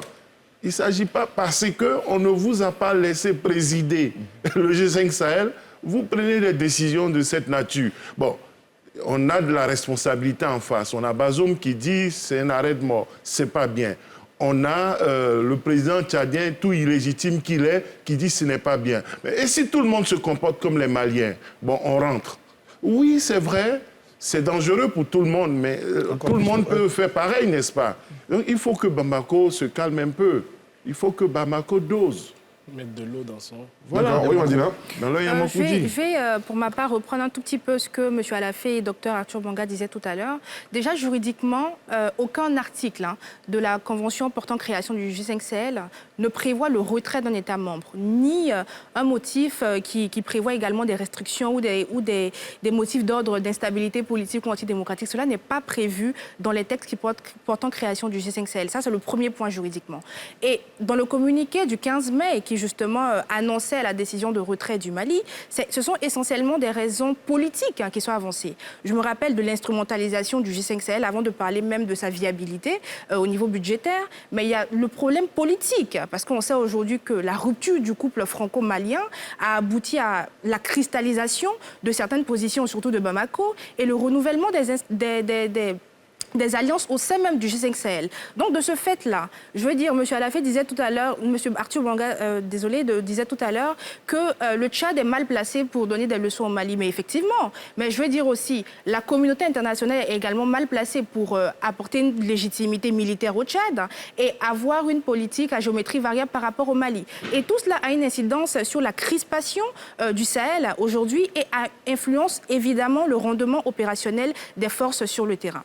Et la dernière chose, c'est que ils seront peut-être d'accord avec moi de dire que la force conjointe du G5 Sahel qui est créée en 2017 avait déjà des contraintes budgétaires. Et je veux dire, la France qui a participé à l'internationalisation et du G5 Sahel et de la force conjointe est aussi l'interface de quand même 4 pays qui forment le G5 Sahel. Donc aujourd'hui, avec la nouvelle coopération militaire entre la Russie et le Mali, qui est essentiellement militaro-technique et qui est en train de se diversifier d'ailleurs au niveau économique et commercial, cristallise davantage les positions. Et M. Arthur Banga a aussi dit il faut que la CEDEAO reprenne le dossier en main. Je suis d'accord. Mais juridiquement, le Mali, on n'a pas encore un divorce consommé. C'est une notification. Juridiquement, les textes ne prévoyant pas cela, on ne peut que se rapporter au droit international, notamment la Convention de Vienne sur les traités. Et de ce fait-là, on ne peut prendre que la décision du Mali comme une notification. Mais à partir du moment où le divorce est consommé, je pense que ce qu'on doit craindre avec la position actuelle de la CEDEAO, c'est éviter que le Mali devienne un acteur unique dans la sécurité et la défense. Parce que c'est un modèle qui ne peut pas perdurer et il sera inefficace malheureusement à long terme. D'accord, j'allais vous poser une question, mais vous donnez la conclusion tout de suite. Ce sera inefficace évidemment à long terme. Oui. Eddy Guipier? Il y a une sorte de... J'aime pas trop ce terme, c'est assez prédictif. Une sorte de malédiction. Là, j'ai essayé de répertorier un peu toutes les organisations, les organismes qui s'occupent, n'est-ce pas, de régler la conflictualité terroriste djihadiste au Mali. Il y avait l'opération Barkhane, il y a la MINUSMA, la Force Takuba, Force conjointe du G5 Sahel. On pourrait faire une entrée d'air aussi pour l'ECOMOG et pour la Force d'attente de l'Union africaine. Bien sûr. Il y a une sorte de juxtaposition d'organes bureaucratiques qui finalement, pour quel effet ? C'est ce qu'il faut questionner, en fait. Se dire, mais tout ça pour... Et justement, c'est ce qui favorise, on va dire, c'est ce qui donne, du grain à moudre à la junte. De se dire, mais tous ces soldats, toutes ces organisations sont là. Pour quelle victoire? Je tiens à relativiser aussi les propos de mon collègue Arthur Banga. Les Maliens disent avoir diligenté ce qu'on appelle l'opération Kélétigui. Et bon, ils communiquent beaucoup là-dessus. Pour nous autres qui sommes beaucoup sur les réseaux sociaux, en matière de victoire tactique et bientôt même stratégique. Pourquoi pas? C'est une communication, ça? Pardon? Ou il y a Arthur, vous le laissez terminer après. Non, il y a quand même des victoires. Je veux dire, quand il y a des défaites, il y en a plein qui sont heureux de l'annoncer aussi, etc. Parce que, je veux dire, le dire pas de l'armée malienne est quand même assez transparent. Lorsqu'il y a des attaques complexes qui font beaucoup de morts maliens, quand même, ils les communiquent, même s'ils mettent un peu plus de temps. Donc, on voit quand même une forte dynamique au sein de l'opération Maliba et l'opération Kélétigui qui est amorcée par les forces de défense et sécurité maliennes, qui est satisfaisante. Eu égard, justement, aux propos qu'on peut jauger sur les réseaux sociaux sans pour autant que ce soit des sondages en tant que tels, les Maliens sont globalement satisfaits. Eu égard justement à l'immobilisme de toutes ces organisations-là qui ne servent pratiquement pas à grand-chose. Est-ce que ces opérations sont de nature à rassurer les Maliens dans leur ensemble sur la force des autorités maliennes quant à reconquérir l'ensemble du territoire? C'est une question que je vais vous poser, messieurs. L'un de nos téléspectateurs nous appelle depuis Adzopé. Monsieur Goué Delapo, bonsoir. Bonsoir, M. Ali Garassoula. Vous estimez qu'il y a deux poids, deux mesures quand vous évaluez la question ukrainienne et la question malienne. Allez-y. Ok, M. Ali Garassoula. Moi, ce que je voulais dire par rapport à ce qui se passe au Mali, vous savez, il faut lire entre les lignes. Qu'est-ce qu'on doit lire entre les lignes? Il y a un intervenant qui a parlé de la guerre d'Ukraine. Actuellement, regardez comment tout le monde entier est fixé sur la guerre d'Ukraine. Pendant que ce qui se passe dans le G5 Sahel dit depuis fort longtemps. On parle du terrorisme, c'est-à-dire le G5 Sahel est en train de se constituer à un type de terrorisme mondial. Mais tout ce financement-là que les gens sont en train de faire aujourd'hui, en ce qui concerne l'Ukraine, mais pourquoi ne pas soutenir cette institution qui sont mises en place sur le plan financier, sur le plan armement, pour éradiquer totalement le terrorisme en Afrique et dans le monde. Puisque eux-mêmes ils le disent, les Européens le disent, les Américains le disent, que c'est le dit du terrorisme. Pourquoi ne pas se mettre ensemble? Tous ces financements qu'aujourd'hui on apporte en Ukraine, pourquoi ne pas? C'est parce que si vous voyez que le Mali s'est retiré de ce jeu Sahel, c'est parce qu'il ne voyait pas d'espoir. D'accord, on vous a bien compris. Il ne voyait pas d'espoir. Vous comprenez?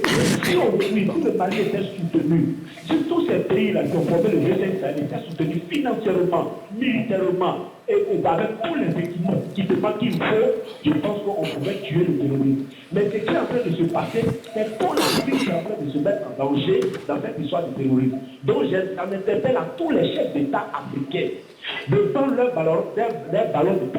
bâton de pèlerin en main pour qu'ensemble ils puissent se mettre ensemble pour lutter contre le terrorisme, sans compter sur les Occidentaux.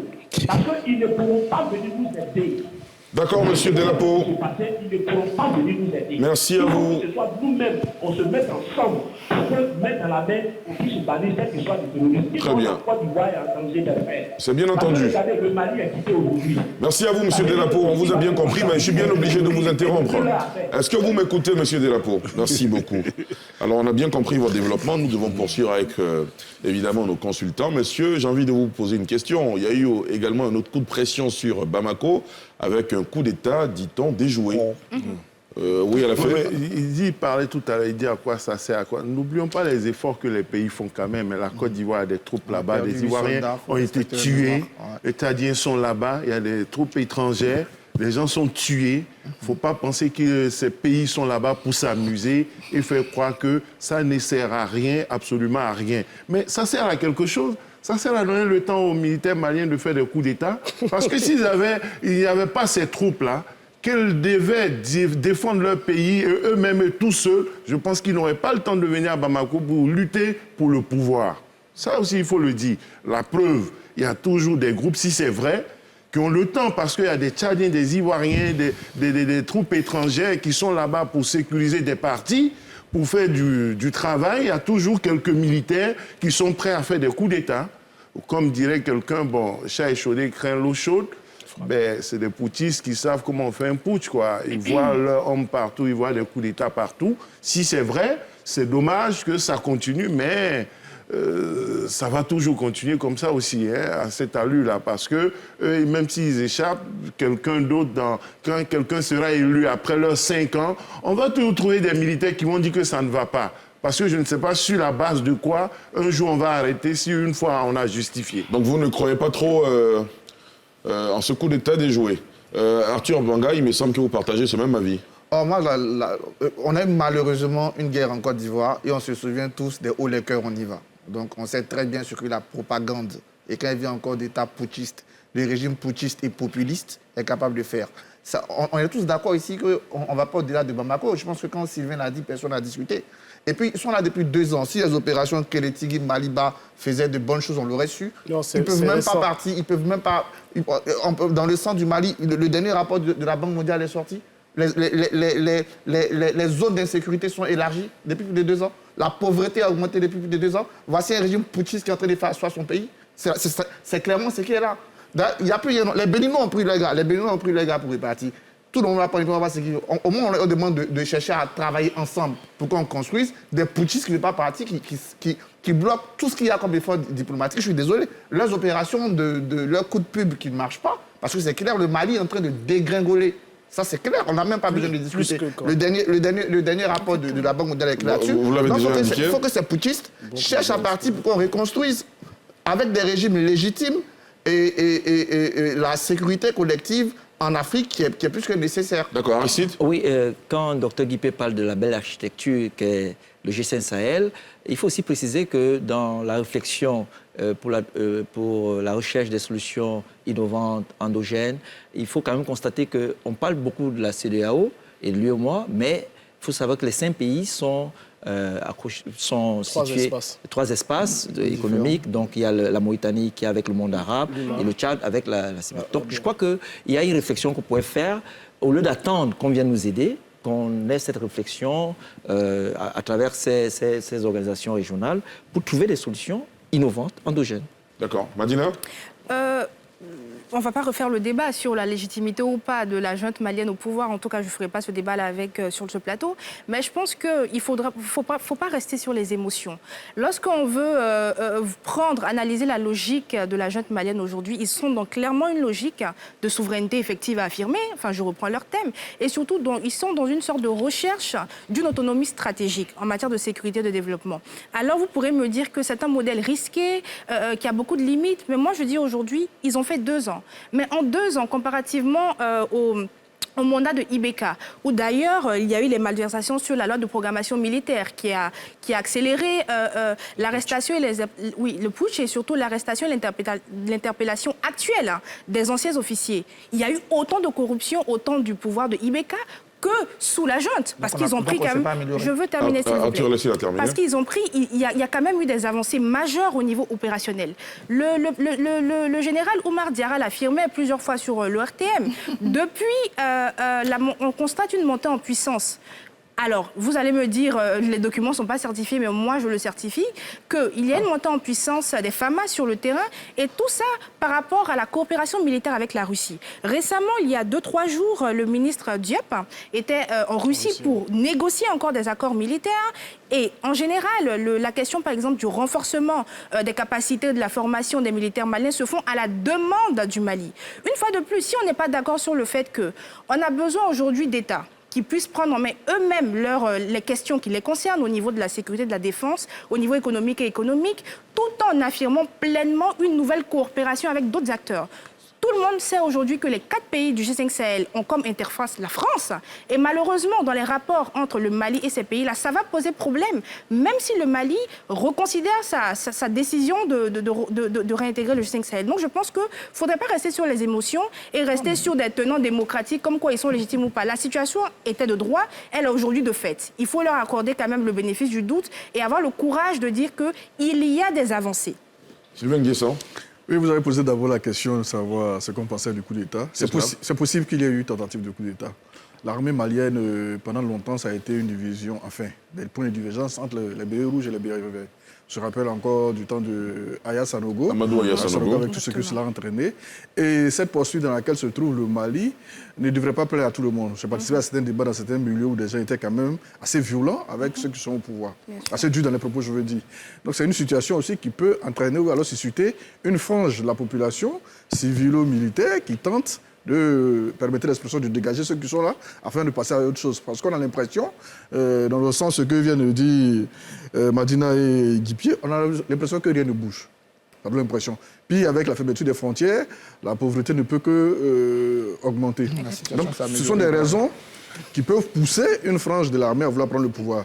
Mais à côté de cela, ça peut être aussi une tentative pour ceux qui sont au pouvoir de faire sortir ceux qui n'auraient, parce qu'ils savent que ça va arriver d'un moment ou l'autre, afin de pouvoir tuer, comment on le dit, la tentative dans l'œuf. Eddy ? Oui, au niveau du coup d'État, en même temps, c'est un peu un classique aussi. Hein, quand il y a une junte, j'avais schématisé ça à un moment en disant que là, les militaires prennent le pouvoir, ils sont la plupart du temps autour d'une table, ils sont 4-5 à peu près, et puis ils commencent à se neutraliser à partir des extrêmes jusqu'à ce qu'un reste. Bon, jusqu'à présent, la junte malienne a fait preuve de cohésion. Et aujourd'hui, on nous parle d'une tentative de coup d'État, semble-t-il, dont certaines personnes qui auraient été interpellées. Il y a deux choses. Il y a soit des gens de l'ancien régime qui auraient des problèmes de corruption, ou bien, deuxième élément, proche d'un des pontes de la junte, pour ne pas le citer. Donc, ça peut arriver. Je pense que, eu égard à justement à la mandature qui se sont eux-mêmes octroyés pour conduire les destinées du Mali, je pense que ce sera quelque chose qui pourra revenir à plusieurs reprises, puisque, bien entendu, l'unanimité n'étant pas de ce monde, et eux-mêmes ayant ouvert la boîte de Pandore, ça peut constituer un appel d'air pour inviter d'autres personnes à s'impliquer dans les débats. Bien entendu, ce sont des divisions structurelles de l'armée malienne qu'on avait complètement oubliées. Cette division entre ceux de Kati et ceux de Dikorni, à savoir les bérets rouges et les bérets verts. Bérets verts et bérets rouges, pardon. Non, c'est l'inverse. Donc aujourd'hui, on avait oublié quasiment ces divergences. Elles peuvent ressurgir sur d'autres formes. Mais je pense que c'est quand même un classique. Attendez-vous à ce qu'on entende la même chose en Guinée aussi. Très bien. Arthur ? Je pense que l'émotion, c'est parler sans chiffres. L'émotion, c'est parler sans preuve. Je pense que l'émotion, c'est parler sans preuve, c'est parler sans chiffres. Ou bien c'est parler en s'appuyant sur le porte-parole de la jeune pour justifier ce que la jeune fait. Moi, je donne des chiffres. Je dis que la pauvreté au Mali est passée de 44% de 42% à 44%. Je dis qu'il y a des rapports, y compris, donc indépendants, celui de la Banque mondiale, qui dit que les zones d'insécurité se sont accrues. On est tous d'accord ici sur ce plateau pour dire qu'on ne peut pas aller au-delà de Bamako. Donc je veux bien voir la situation d'amélioration. Moi, donc les émotifs, ce sont ceux qui parlent, qui se cachent pour défendre des choses qu'ils ne peuvent pas assumer et qui le font sans dire des chiffres. Nous, on dit des chiffres. Et avec ces chiffres, la situation du Mali se dégrade. Parce qu'il y a un régime putschiste qui a fait tout chuter. Après, la coopération. Mais chaque pays est libre d'avoir la coopération qu'il veut avec qui il veut. Mais ça, personne ne le condamne. Si les Maliens veulent avoir une coopération avec la Russie, même la Côte d'Ivoire, une coopération avec la Russie, les derniers hélicoptères ivoiriens qui ont été détruits étaient tous des hélicoptères de fabrication russe. Donc, ils n'appartiennent pas forcément à la Russie. Ils peuvent venir de Biélorussie, bien de Bulgarie, etc. Avant, tu dis Biélorussie. Arthur, vous avez terminé ? Non, terminé rapidement, oui. Biélorussie, Russie, tu sais très bien que c'est blanc, bonnet, blanc. Donc, il n'y a pas de différence là-dessus. Donc, la situation se dégrade au Mali. Il faut aujourd'hui que les autorités maliennes comprennent que leur position de putschiste fait que la coopération, la solidarité internationale qui doit se faire autour du Mali n'est pas à son bon rythme. Et qu'il est, en ce moment, ils doivent en tirer les conséquences et faire tout pour que la communauté internationale dans son entièreté, comme elle le faisait, même après le premier putsch, on oublie que pendant 18 mois de leur premier putsch, on les a soutenus. C'est quand ils ont voulu prolonger. Ils sont restés pendant plus de 18 mois, quand on fait 5 ans. Et donc, il faut qu'ils prennent conscience de ça et qu'ils arrêtent de prendre en otage. On retiendra de votre développement que vous estimez, vous êtes parfaitement convaincu que la situation au Mali se dégrade. Mais je l'ai montré avec des chiffres. Oui, bien sûr, d'accord. Ce n'est pas l'avis de Madinata. Oui, j'ajouterais aussi que M. Banga, justement, a avancé des chiffres que je ne vais pas contester, mais je pense qu'il sait compter comme moi. Il parle de 42% à 44%. 2%. J'ai 2% de plus. Oui, s'il vous plaît, laissez-moi parler. 2% de plus qui se justifie par quoi? On a un embargo sur un pays qui n'était pas le cas lors du régime de IBK. Je veux dire, il faut être objectif, il faut comprendre qu'il y a quand même un embargo essentiel exactement, qui est sur un pays enclavé et qui asphyxie le Mali, chose qui n'était pas présente au temps de IBK. Et en plus, les chiffres qu'il affiche, je pense que une fois de plus, il est sur une analyse subjectiviste, d'autant plus que ces chiffres ne sont pas objectifs parce qu'il est encore sur des émotions. Parce que c'est les jobs qui sont sur mais bon, je ne... Je veux la réponse. Mais laissez-la terminer quand même. Avant de répondre, il faut la laisser terminer. Exactement. Donc pour moi, ces chiffres doivent être mis en comparaison avec l'état actuel du Mali qui est sous un embargo économique. Vous contestez les chiffres de la Banque mondiale? Non, je conteste l'analyse qui est faite par M. Arthur Banga, car il ne tient pas compte des deux contextes qui sont différents. Donc pour vous, il faut relativiser les chiffres annoncés. Il faut le relativiser. Arthur, rapidement, oui. Rapidement, je dis, c'est quand même intéressant de dire que quelqu'un qui utilise les chiffres de la Banque mondiale est subjectiviste et quelqu'un est tellement objectif en utilisant le porte-parole de la junte malienne. Drôle d'objectivité quand même. Entre les deux sources, on voit qui tend vers l'indépendance. Mais allons même plus loin. Allons même sur l'embargo. Mais l'embargo, c'est la conséquence d'un régime putschiste et populiste. On entend l'embargo sur le Burkina, sur la Guinée aussi. Moi, on ne peut pas écouter en début d'émission. S'il vous plaît. Vous avez dit en début d'émission. On vous a bien écouté. Poursuivez, terminez, Arthur, rapidement. Au pas de course, nous sommes obligés d'aller un peu plus rapidement. C'est beaucoup plus objectif dans un raisonnement d'utiliser des chiffres de la Banque mondiale, de les certifier, que d'utiliser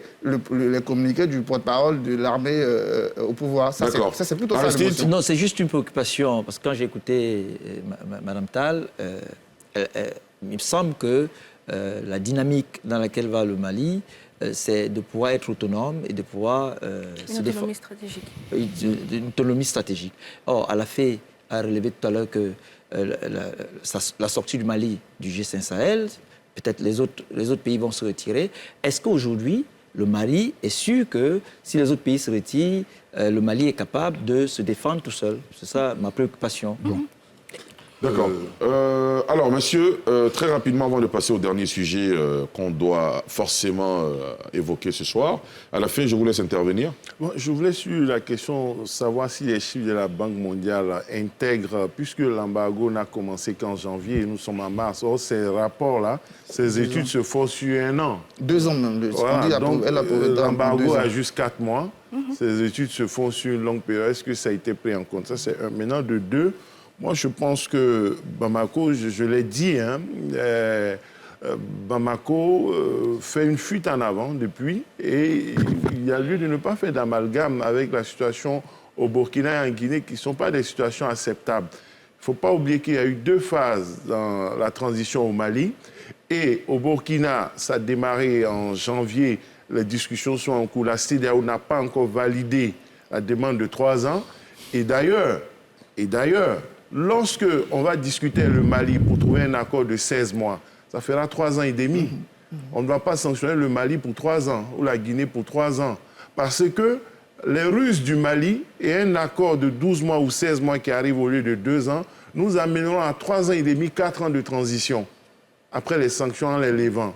Bon, si on accepte 4 ans pour le Mali, on ne va pas sanctionner le Burkina pour 3 ans. C'est cela. Ça aussi, il ne faut pas demander sanction, et après dire que la CEDEAO refuse de négocier. Actuellement, elle est en train de négocier pour qu'on réduise, mais lorsque la CEDEAO acceptera un accord avec le Mali, il ne faudrait pas venir demander de sanctionner pour 3 ans. Voilà où nous conduit, plutôt avec le Mali, voilà où nous conduit l'attitude aussi du Mali, avec des flexibilités pour des coups d'État, des flexibilités, parce qu'il y a eu une flexibilité pour 18 mois de transition quand même, on oublie cela. Le Mali a été soutenu pour 18 mois. Le Premier ministre malien est venu en Côte d'Ivoire, le même Choguel Maïga. Le même Choguel Maïga, avant d'entrer en conflit, de dire que tous les États sont contre lui, la CEDEAO a coopéré avec eux. Alors, jusqu'au mois de janvier, en janvier, avant les sanctions, ils ont fait le tour de la CEDEAO pour plaider leur cause. Ce n'est pas depuis janvier que la CEDEAO va devenir un paria, un pays, une communauté qui est contre le Mali, après avoir accompagné le Mali durant une longue période. Et on va vouloir nous dire qu'il y a une légèreté, une tolérance à l'égard des coups d'État en Guinée et au Burkina Faso, alors que ce n'est pas le cas. Alors, je rappelle que la CEDEAO avait lancé un ultimatum à Conakry et à Ouagadougou. Je le 25 avril. Exactement, depuis le 25 avril. Et puis, ces dernières semaines, un sommet des chefs d'État devrait se tenir. Il ne s'est pas tenu, il devrait se tenir les jours à venir. Docteur Sylvain Nguessan, sur la base d'une analyse prospective, Bamako a rompu les relations diplomatiques et militaires avec Paris, est en front avec beaucoup d'États de la sous-région ouest-africaine, avec la CEDEAO notamment. Aujourd'hui, sort du G5 Sahel. Est-ce que la situation est tenable pour Bamako sur le long terme? Je ne pense pas. La situation, même à moyen terme, on ne va pas être dans un jeu de mauvais augure. Ça ne veut pas dire que le Mali n'arriverait pas à payer les salaires et autres, mais construire un État, c'est plus profond que ça. Voilà, ce n'est pas seulement payer les salaires à la fin du mois, ce n'est pas seulement tenir des discours, ce n'est pas faire fonctionner la maison de télévision, ce n'est pas laisser paraître quelques genoux. Fonder un État, c'est plus profond que ça. À court terme ou à moyen terme, même si la junte arrivait à tenir une transition sur 3 mois, le futur président, j'aimerais pas être à sa place. Parce que ça fait reculer structurellement, d'un point de vue organisationnel, d'un point de vue économique. Vous n'imaginez pas ce que le Mali deviendrait. Il serait souhaitable, malgré tout l'amour que j'ai pour le peuple malien, malgré tout mon penchant que j'ai pour les différents peuples, tout ce que j'ai fait au Mali, il serait souhaitable qu'une solution soit trouvée très rapidement. Serait quoi la solution? La solution, c'est que la CEDEAO et le Mali puissent jouer les mêmes cordes, de sorte que cet embargo sur le Mali soit levé dans un premier temps.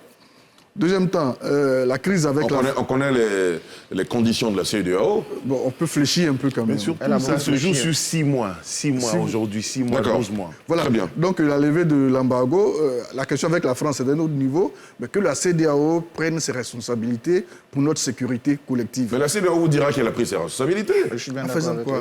toi. En imposant un calendrier à Bamako. Non, moi je parle de la sécurité collective, la lutte contre le terrorisme. Il serait intéressant. J'ai bien l'impression que la CEDEAO aussi est figée sur sa position en attendant que Bamako bouge le doigt. Oui, Eddy Guy-Pierre. On n'a pas parlé de l'aspect, comment dirais-je, où les juges de l'UEMOA ont justement désavoué... On en a parlé au cours d'une émission. Hein, oui, si je veux dire, il faut quand même remettre ça dans le débat. C'est quand même intéressant de se dire que, bon, les juges qu'on ne connaissait pas trop, puisqu'on a pour habitude de voir le pouvoir exécutif en amont, etc., ou même des fois en aval, de se dire que, bon... Bamako s'est dit quoi, on recule pour mieux sauter, on va, comment dirais-je, saisir la Cour, et puis bon, la Cour a donné raison justement, parce qu'on en discutait là même, on se disait est-ce que c'est légal, illégal, etc., et les juges ont tranché. On a fait le débat sur ce plateau. Voilà, les juges ont tranché, et bon voilà, on n'en parle pas trop. Ceci étant, on va revenir à chaque fois sur ça. Les Comog, dans les années 90 quand même, c'était quand même le fer de lance de la CEDEAO, on avait quand même ça. Si on devrait procéder sur fond de recommandation, ce serait quoi? Que la CEDEAO sur fond de recommandation, remette au goût du jour les Comog. La première des choses, quand même, ce serait qu'elles deviennent plus opérationnelles. Un vrai questionnement. C'est, je ne sais pas, peut-être multiplier ces initiatives réflexives pour réfléchir justement sur notre identité stratégique. Où est-ce qu'on va? Vous créez des organes qui ne sont même pas capables de mobiliser le minimum pour pouvoir les faire fonctionner. Vous attendez que les autres, justement, les financent. Les autres ont d'autres préoccupations, d'autres intérêts stratégiques ou même vitaux. Si les Occidentaux décident de financer la guerre en Ukraine ou j'en passe, c'est leurs intérêts, c'est eux qui le font. Ils ne sont pas forcément liés par votre situation. Donc, multiplier ce genre comment dirais-je, de coquilles vides là, ne sert pas. Aujourd'hui, vraiment, il y a un grand point d'interrogation que je partage en tant que chercheur. Je me pose la question de savoir, mais... Il y a la question de la démocratisation, puisqu'on voit qu'au niveau démocratique, ça ne marche pas. Regardez, le G5 Sahel, 3 juntes, voilà, qui font le contrepoids. Et puis, de l'autre côté, toutes ces institutions-là, comme je les ai citées, n'oublions pas qu'au niveau même de l'Union africaine, il y a la force d'attente qui ne sont pas opérationnelles. Tous ces soldats-là, pour quel résultat? Voilà un peu la question qu'on doit se poser, la question de fond. Peut-être redonner les moyens à l'ECOMOG pour pouvoir intervenir au Mali et puis avoir l'honneur de la CEDEAO et du Mali sauf. Très bien. Alors, pour Dr Sylvain Nguessan, la situation ne sera pas tenable du tout pour les autorités maliennes. Madi Natal, jusqu'où ira Bamako? Je pense que peut-être que vous avez mal fait de me poser la question, vu qu'apparemment je suis la porte-parole de la junte. Donc non, je pense pas du que... tout. Alors, apparemment, non, mais bon. Non, pas du tout. Ça a été annoncé par un sur le plateau, mais bon, pas du tout. Ah oui, non, pas du tout. Non, mais je rigole. Non, mais en fait, pour moi, je suis d'accord avec le docteur Guy-Pierre et puis le docteur Sylvain Nguessan comme d'habitude. Mais je pense que Bamako cherche véritablement à respecter son plan de départ à la suite des 2 coups d'État militaires, qui est la recherche de la souveraineté effective et l'autonomie stratégique. Dès l'entame de mon propos, je l'ai dit, ce modèle est risqué, il y a trop, et a trop de limites. Et je ne souhaite pas que le Mali continue dans cette phase. Et pour moi, il faut, comme l'a dit Dr Guy-Pierre, réfléchir sur l'identité stratégique africaine à apporter par rapport à la transversalité justement des phénomènes d'insécurité qui s'étendent du Sahel vers le golfe de Guinée, mais aussi on voit que justement les sanctions de la CEDEAO, tout organe supranational aujourd'hui, n'est pas la solution. Donc il faut décloisonner les positions, qu'elles soient politiques ou géopolitiques ou géostratégiques, pour aboutir à une concertation qui sera globale. Parce qu'une fois de plus, cette mise en avant par Bamako en tant qu'acteur unique ne sera pas efficace. Il faudrait que, comme je l'ai dit depuis Et le ça, il début... faut que Bamako l'entende. Mais ils l'entendent. Voilà pourquoi je dis, dans la logique, justement, de leur plan de départ, c'est d'avoir une autonomie stratégique. Et cette autonomie stratégique, on l'a vu au niveau international, elle se déploie avec la coopération militaire avec la Russie. Mais au niveau interne, c'est-à-dire au niveau endogène, elle doit accepter le fait qu'il faut obligatoirement redynamiser, soit de façon multilatérale ou bilatérale, la coopération avec les États du Sahel qui partagent Et de ce les point de vue, mêmes on n'a menaces. pas encore de signal. Exactement, mais il y a des discussions en cours, évidemment, avec le Tchad, et on espère que ça va aller de bon train. D'accord. Aristide? Mais avant qu'on arrive à l'identité stratégique, mais il faut qu'on commence par ce qui est... Des règles communes. C'est la démocratisation de la société, c'est l'état de droit. On esquive cette question, mais c'est les poutistes qui sont au pouvoir. Non, on l'esquive pas du tout. J'en ai parlé cette question, c'est les poutistes qui sont au pouvoir. Alors, non, messieurs, on l'esquive pas du tout. Vous n'allez pas parler ensemble, excusez-moi. La définition de la légitimité est différente, qu'on soit proche ou qu'on soutienne certaines initiatives de Bamako, et elle est différente de la part d'autres analystes et machin. Mais il faut qu'on passe par les élections, qu'on ait un état de droit, un état légitime. Un président faible, incapable de reconquérir... Oui, mais... attention. Non, je pose la question. Non, c'est pas ça le débat. Le débat, c'est qu'on ne peut pas faire la promotion des gens qui arrivent au pouvoir par des coups d'État et veulent s'y maintenir. Et à partir de ce moment, vous ne pouvez pas vous organiser à avoir une identité stratégique et opérationnelle. Non. Moi, je me pose la question. Hein. Très bien. J'insiste de toute façon, ce débat, on le fera, on le refera. Je ne peux pas soutenir une jeune, c'est pas possible. Je suis heureux que, malgré l'amélioration significative de la situation au Mali à cause des choix stratégiques des autorités maliennes, on reconnaisse que dans un court terme, c'est pas l'avenir. Et deuxième chose, on peut pas, je suis bien d'accord avec Aristide, on ne peut pas construire une identité stratégique commune qu'on n'a pas un minimum de règles communes de gouvernance. On ne peut pas construire une initiative stratégique commune lorsqu'on fixe des règles démocratiques, des gens les violent et ils ont des soutiens sur les plateaux de télévision. Ça, on ne peut pas dans ces conditions-là. On ne peut pas continuer à... Arthur, il faut éviter les attaques aussi. Moi, je n'attaque personne. Je n'ai pas dit de non. Un jugement de valeur. Je n'ai pas dit de non. On ne peut pas construire une initiative stratégique avec des gens qu'on n'a pas les mêmes règles. Il faut qu'on ait les mêmes règles, il faut qu'on ait la même vision pour construire quelque chose. Tu ne vas pas me demander d'aller m'allier avec quelqu'un pendant que moi, je suis en train de faire un plan de 5 ans pour moderniser mon armée. Lui, il change de gouvernement parce que 2 colonels estiment qu'on a mal dirigé le pays. Ils viennent remettre à nouveau et demain, ils disent qu'il y a un coup d'État. On ne peut pas faire ça. Ça, c'est la base. Il faut avoir une initiation stratégique, il faut avoir une vision commune. Et cette vision commune passe par une gouvernance commune, pas par des violations claires des règles communes et d'avoir des avocats sur des plateaux. C'est pas possible. Voilà. L'approche symptomatique, c'est lorsqu'on fait passer la fièvre. Mais il faut qu'on aille aux causes et qu'on résolve les problèmes des causes, comme ça la fumée va se dissiper. D'accord. Ainsi de suite, chacun aura envie d'en ajouter quelque chose.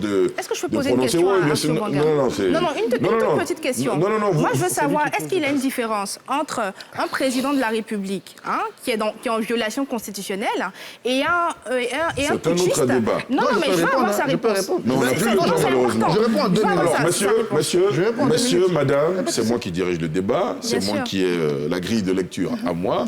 Vous serez tenu de la respecter ce soir-là. Je vous promets qu'on se retrouvera pour faire d'autres débats et sur la question malienne et sur d'autres sujets qui sont évidemment passionnants. À la fin, Wakili. Bamako, lorsqu'ils sont arrivés à l'époque, ils n'ont pas parlé de faire une transition de 5 ans. Lorsqu'ils sont arrivés, ils n'ont pas parlé de faire une transition de 3 ans, 4 ans, 5 ans. Ils ont été soutenus, ils se sont engagés à faire 18 mois. En cours de chemin, ils ont fait un autre coup d'État, tout en s'engageant à respecter le même délai. Ce délai approchant, ils ont organisé leur référendum, leur refondation, au nom du peuple, leurs états généraux, leur conférence nationale, et puis tout a changé. C'est ça le problème avec Bamako. Au-delà de la question de principe, de base, lorsqu'on parle d'orientation stratégique, ils veulent assumer leurs objectifs de départ, mais c'est faux. Ce n'est pas un objectif de départ. Le départ, c'était 18 mois. Le reste est venu en cours de chemin. Il ne faut pas l'oublier. Il ne faut pas tromper l'opinion publique africaine avec ça. En disant que c'est des souverainistes, c'est comme ça qu'ils ont commencé. Ils n'ont pas commencé comme ça. C'est vers la fin, ces poutistes ne voulaient plus quitter le pouvoir. Ils ont organisé leurs états généraux, leurs conférences nationales, leurs assises de la refondation, et puis ils ont tout changé. Lorsque Choguel est venu, après un précédent gouvernement, après tout ce qui s'est passé, lui, si ça se passait, il aurait fait seulement 6 mois ou 8 mois au pouvoir, ça ne l'arrangeait pas. C'est ce groupuscule qui a pris en otage... Ah, les mots sont forts. Qui a pris en otage le coup d'État et qui a commencé à donner une vision nouvelle, une vision stratégique nouvelle qu'on veut faire passer comme une vision de tout le Mali, une vision souveraine, une vision africaine. Il ne faut pas tromper l'opinion publique. Il faut rappeler les faits et dire que Bamako a coopéré avec la CEDEAO jusqu'au mois de janvier. Nous sommes en mai. Il y a 4 mois que tout s'est gâté et il y a 2 ans qu'ils sont là. Donc il ne faut pas... dénaturer ce qui s'est passé. Il y a 4 mois que le conflit a démarré et ils sont là depuis bientôt 2 ans. Et pendant 18 mois, pendant 16 à 18 mois, ils ont travaillé plus ou moins librement sans que personne ne les emmerde. Très bien. Voilà. Alors, messieurs, en tout cas, merci pour ce point de vue. Je rappelle que la question malienne est passionnante. On aura d'autres plateaux pour l'aborder de plus en plus approfondis. Prenez vos cartons parce que nous allons parler maintenant de sport, messieurs.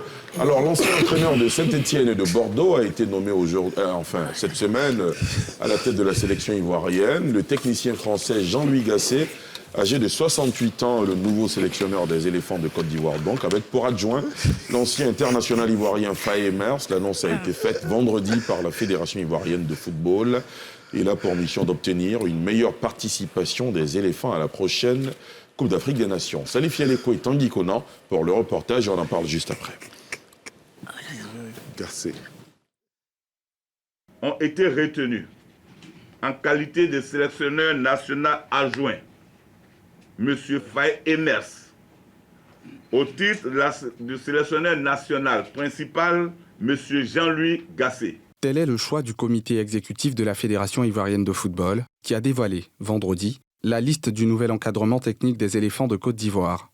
Âgé de 68 ans, Jean-Louis Gasset, le successeur de Patrice Baumel, a entraîné les Girondins de Bordeaux et l'AS Saint-Étienne. Au sein de l'équipe de France, il a été le collaborateur de Laurent Blanc sur le banc de touche de l'équipe nationale de France entre 2010 et 2012. Le président de la Fédération ivoirienne de football, Yacine Idriss Diallo, est revenu sur les objectifs assignés au coach et à son équipe. Pour moi, l'objectif, c'est gagner la CAN. Et c'est ce que nous avons dit aux 2 coachs. Après, tout sera mis en œuvre pour que nous la gagnions. Et dans l'organisation, et sportivement, et humainement, et socialement. Nous avons une totale confiance en la compétence de ces 2 personnes pour diriger notre équipe nationale et l'emmener au plus haut niveau. La Côte d'Ivoire va recevoir le vendredi 3 juin prochain à Yamoussoukro la Zambie dans le cadre de la première journée des éliminatoires de la CAN 2023, un test pour les pachydermes déjà qualifiés pour cette compétition. Madame, monsieur, si vous devez attribuer un carton au nouveau sélectionneur des éléphants de Côte d'Ivoire, ce serait lequel, Arthur? Évidemment, un carton vert. Un carton vert, tout simplement parce que Jean-Louis Gasset est quelqu'un d'expérience, quelqu'un qui est très respecté dans le milieu du football. Et il a reproche de n'avoir jamais entraîné une équipe africaine et de n'avoir jamais gagné de trophée majeur en Europe. Il a été 3 fois champion de France. Il a été sélectionneur, bien sûr, avec Laurent Blanc. Mais en fait, j'insiste sur la liaison de Laurent Blanc, Jean-Louis Gasset, pour que les gens comprennent. Quand Laurent Blanc finit ses diplômes d'entraîneur pour être entraîneur... On ne parle pas de Laurent Blanc, on parle de Jean-Louis Gasset. J'en viens. Jean-Louis Gasset n'est pas un adjoint comme les autres. Je vais vous donner 2 exemples. En 2013, Christian Gourcuff, le père de Johan Gourcuff, a dit que, clairement, pour vérifier ce que dit sur Internet, que Laurent Blanc est payé pour rien. Que l'entraîneur du Paris Saint-Germain, c'est Gasset. Parole de Christian Gourcuff. Parce que celui qui est sur le terrain, celui qui parlait, celui qui animait, c'était Jean-Louis Gasset. Et Laurent Blanc était derrière, tout le temps. Et je vous ramène à Zlatan Ibrahimovic. Vous pouvez encore vérifier les propos de Zlatan Ibrahimovic.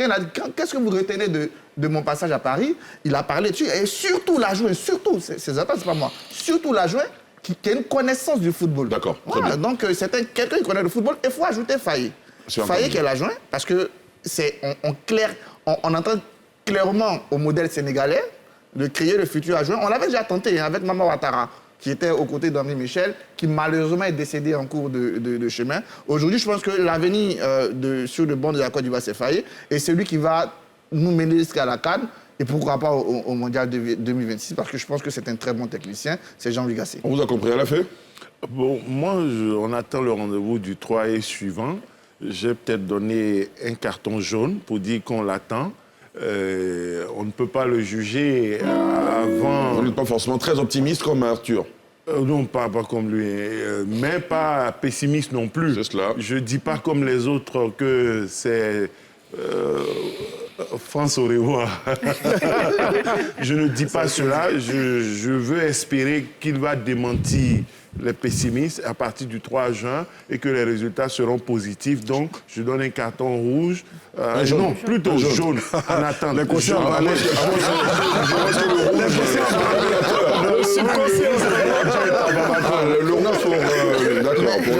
pour la sortie du G5 Sahel. D'accord. Oui, rapidement.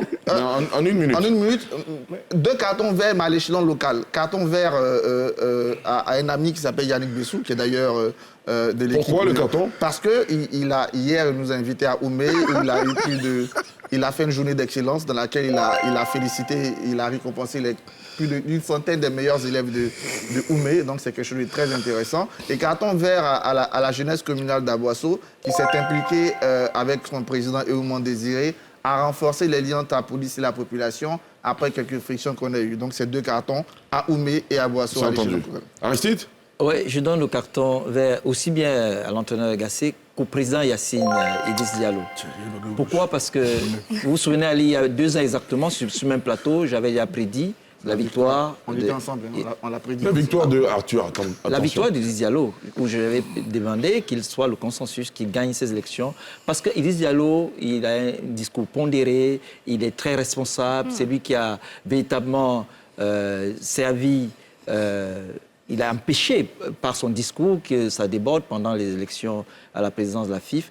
Et je donne aussi le carton vert au président de la République qui vient d'effectuer un déplacement en France où il a donné une conférence à la salle de conférence de la Banque de France pour les économies émergentes. Vous voyez donc que ce président, je vous dis, il n'est pas une chance pour la Côte d'Ivoire, mais il est une chance pour le monde. Et il y a plus de 55 ans que le monde l'a reconnu en 1967 quand il a commencé à travailler. Et je pense que carton vert au président de la République de Côte d'Ivoire. Madi Natal, vous y connaissez un peu en sport? Plus taekwondo que foot. D'accord. Aujourd'hui, vous allez vous prononcer sur le foot, peut-être? Oui, mais je pense que moi, je suis pro-africaine par nature. Et je crois que je donnerais un carton jaune, justement, parce que, bon, il y a un mouvement, il y en a marre de voir, effectivement, tout le temps un entraîneur, après c'est la fibre citoyenne qui parle, bien sûr, un entraîneur de l'Occident venir expatrié, venir diriger notre équipe nationale. Mais en même temps, je pense qu'il a attendu au rendez-vous par les Ivoiriens, parce que le défi est de taille, c'est la CAN 2023. Et j'ose espérer que nous emmènera en finale. Vivement. Eddie Guipier, vos cartons? Mon carton jaune, parce que comme à la fait, je reste sceptique. Je n'ai plus cette grande culture footballistique. Je suis très distant des questions footballistiques maintenant. Vous avez été déçu à un moment? Plus que déçu. Voilà. Et je disais à Arthur, on avait parié récemment, je lui ai dit que le Cameroun allait se qualifier. Il ne me croyait pas. J'ai quand même de beaux restes. Ceci étant... Merci pour la révélation. Ceci étant, comme Madina aussi, franchement, je suis mal à l'aise. Il y a eu cette problématique-là, on va dire dans tous les sports. À un certain moment, excusez-moi, je ne vais pas racialiser la chose, hein, mais il y a eu la négation, par exemple, des Africains, des Noirs et assimilés dans le champ du sport. Après, il y a eu leur intégration dans le champ du sport. Il y a eu le fait qu'ils soient les meilleurs. Et puis, il y a eu cette rupture entre le fait de diriger ou bien d'entraîner et de, comment dirais-je, et de continuer à exercer, de jouer. En NBA ou dans d'autres sports, ça commence à se combler. On commence à avoir des Noirs qui possèdent des clubs, qui entraînent, etc. Mais avec notre CAN, c'est vrai que l'étape du sorcier blanc est partie. Clin d'œil vraiment à l'entraîneur sénégalais qui a fait montre de patience, etc. dans le projet. Moi, je pense qu'il nous faut des gagneurs. Il faut des gens qui sont familiers de la victoire pour eux-mêmes, pas des numéros 2. Parce qu'en tant que numéro 1, je ne sais pas ce qu'il a vraiment gagné, etc. Donc, moi, je suis vraiment sceptique. Au passage, quand même, je coupe la poire en deux. Petit clin d'œil aussi à Emers Faye, qui, je veux dire, c'est quand même quelque chose, un gros projet qui lui incombe. Emers Faye, c'est un produit de Clairefontaine aussi, qui vient en équipe nationale, bon, on va dire, peut-être pour amour pour la Côte d'Ivoire, etc., puis qui a une carrière précoce. J'attends de voir. J'aurais aimé plus de candidatures d'Africains ou d'Ivoiriens en particulier. Deuxième carton orange, on va dire, pour le président de la fédération, j'ai entendu une déclaration qui m'a un peu peiné. lorsqu'on voit un peu toutes les difficultés de son élection, même si on respecte les règles de son élection et on respecte cette dernière, il est le vainqueur, etc. Il a plusieurs challenges. Il a un championnat qui, on va dire, qui n'attire plus. Les joueurs partent. Voilà, comme Arthur dit souvent, dès que tu sais faire 2 passes, c'est fini, tu quittes le championnat de Côte d'Ivoire, qui ne mobilise plus au niveau de, comment dirais-je, au niveau des supporters, etc. Il est une équipe nationale en transition. Lui-même, il a dit, on est en train de construire un projet, une équipe nationale en transition. Et puis moi, Donc vous l'attendez sur ces défis? Oui, bien entendu. Et à la CAN. Ce qui me fait mal, c'est qu'à la différence des Camerounais, je parle sous le contrôle d'Aristide, on n'a pas cette culture de la gagne. Au Cameroun, ce n'est pas négociable. Ici, non, bon, on organise la CAN, on va voir si on peut être deuxième. Non, on doit avoir cet objectif-là d'abord. Ne pas revenir à cette phrase d'Oufoué de 1984. Vous n'êtes pas des éléphants, vous êtes des éléphantos. Ça date maintenant. Voilà, ça date, oui, mais on a toujours cette mentalité de semi. D'accord, je suis obligé de vous arrêter là. Voilà. Très bien. On termine avec vous.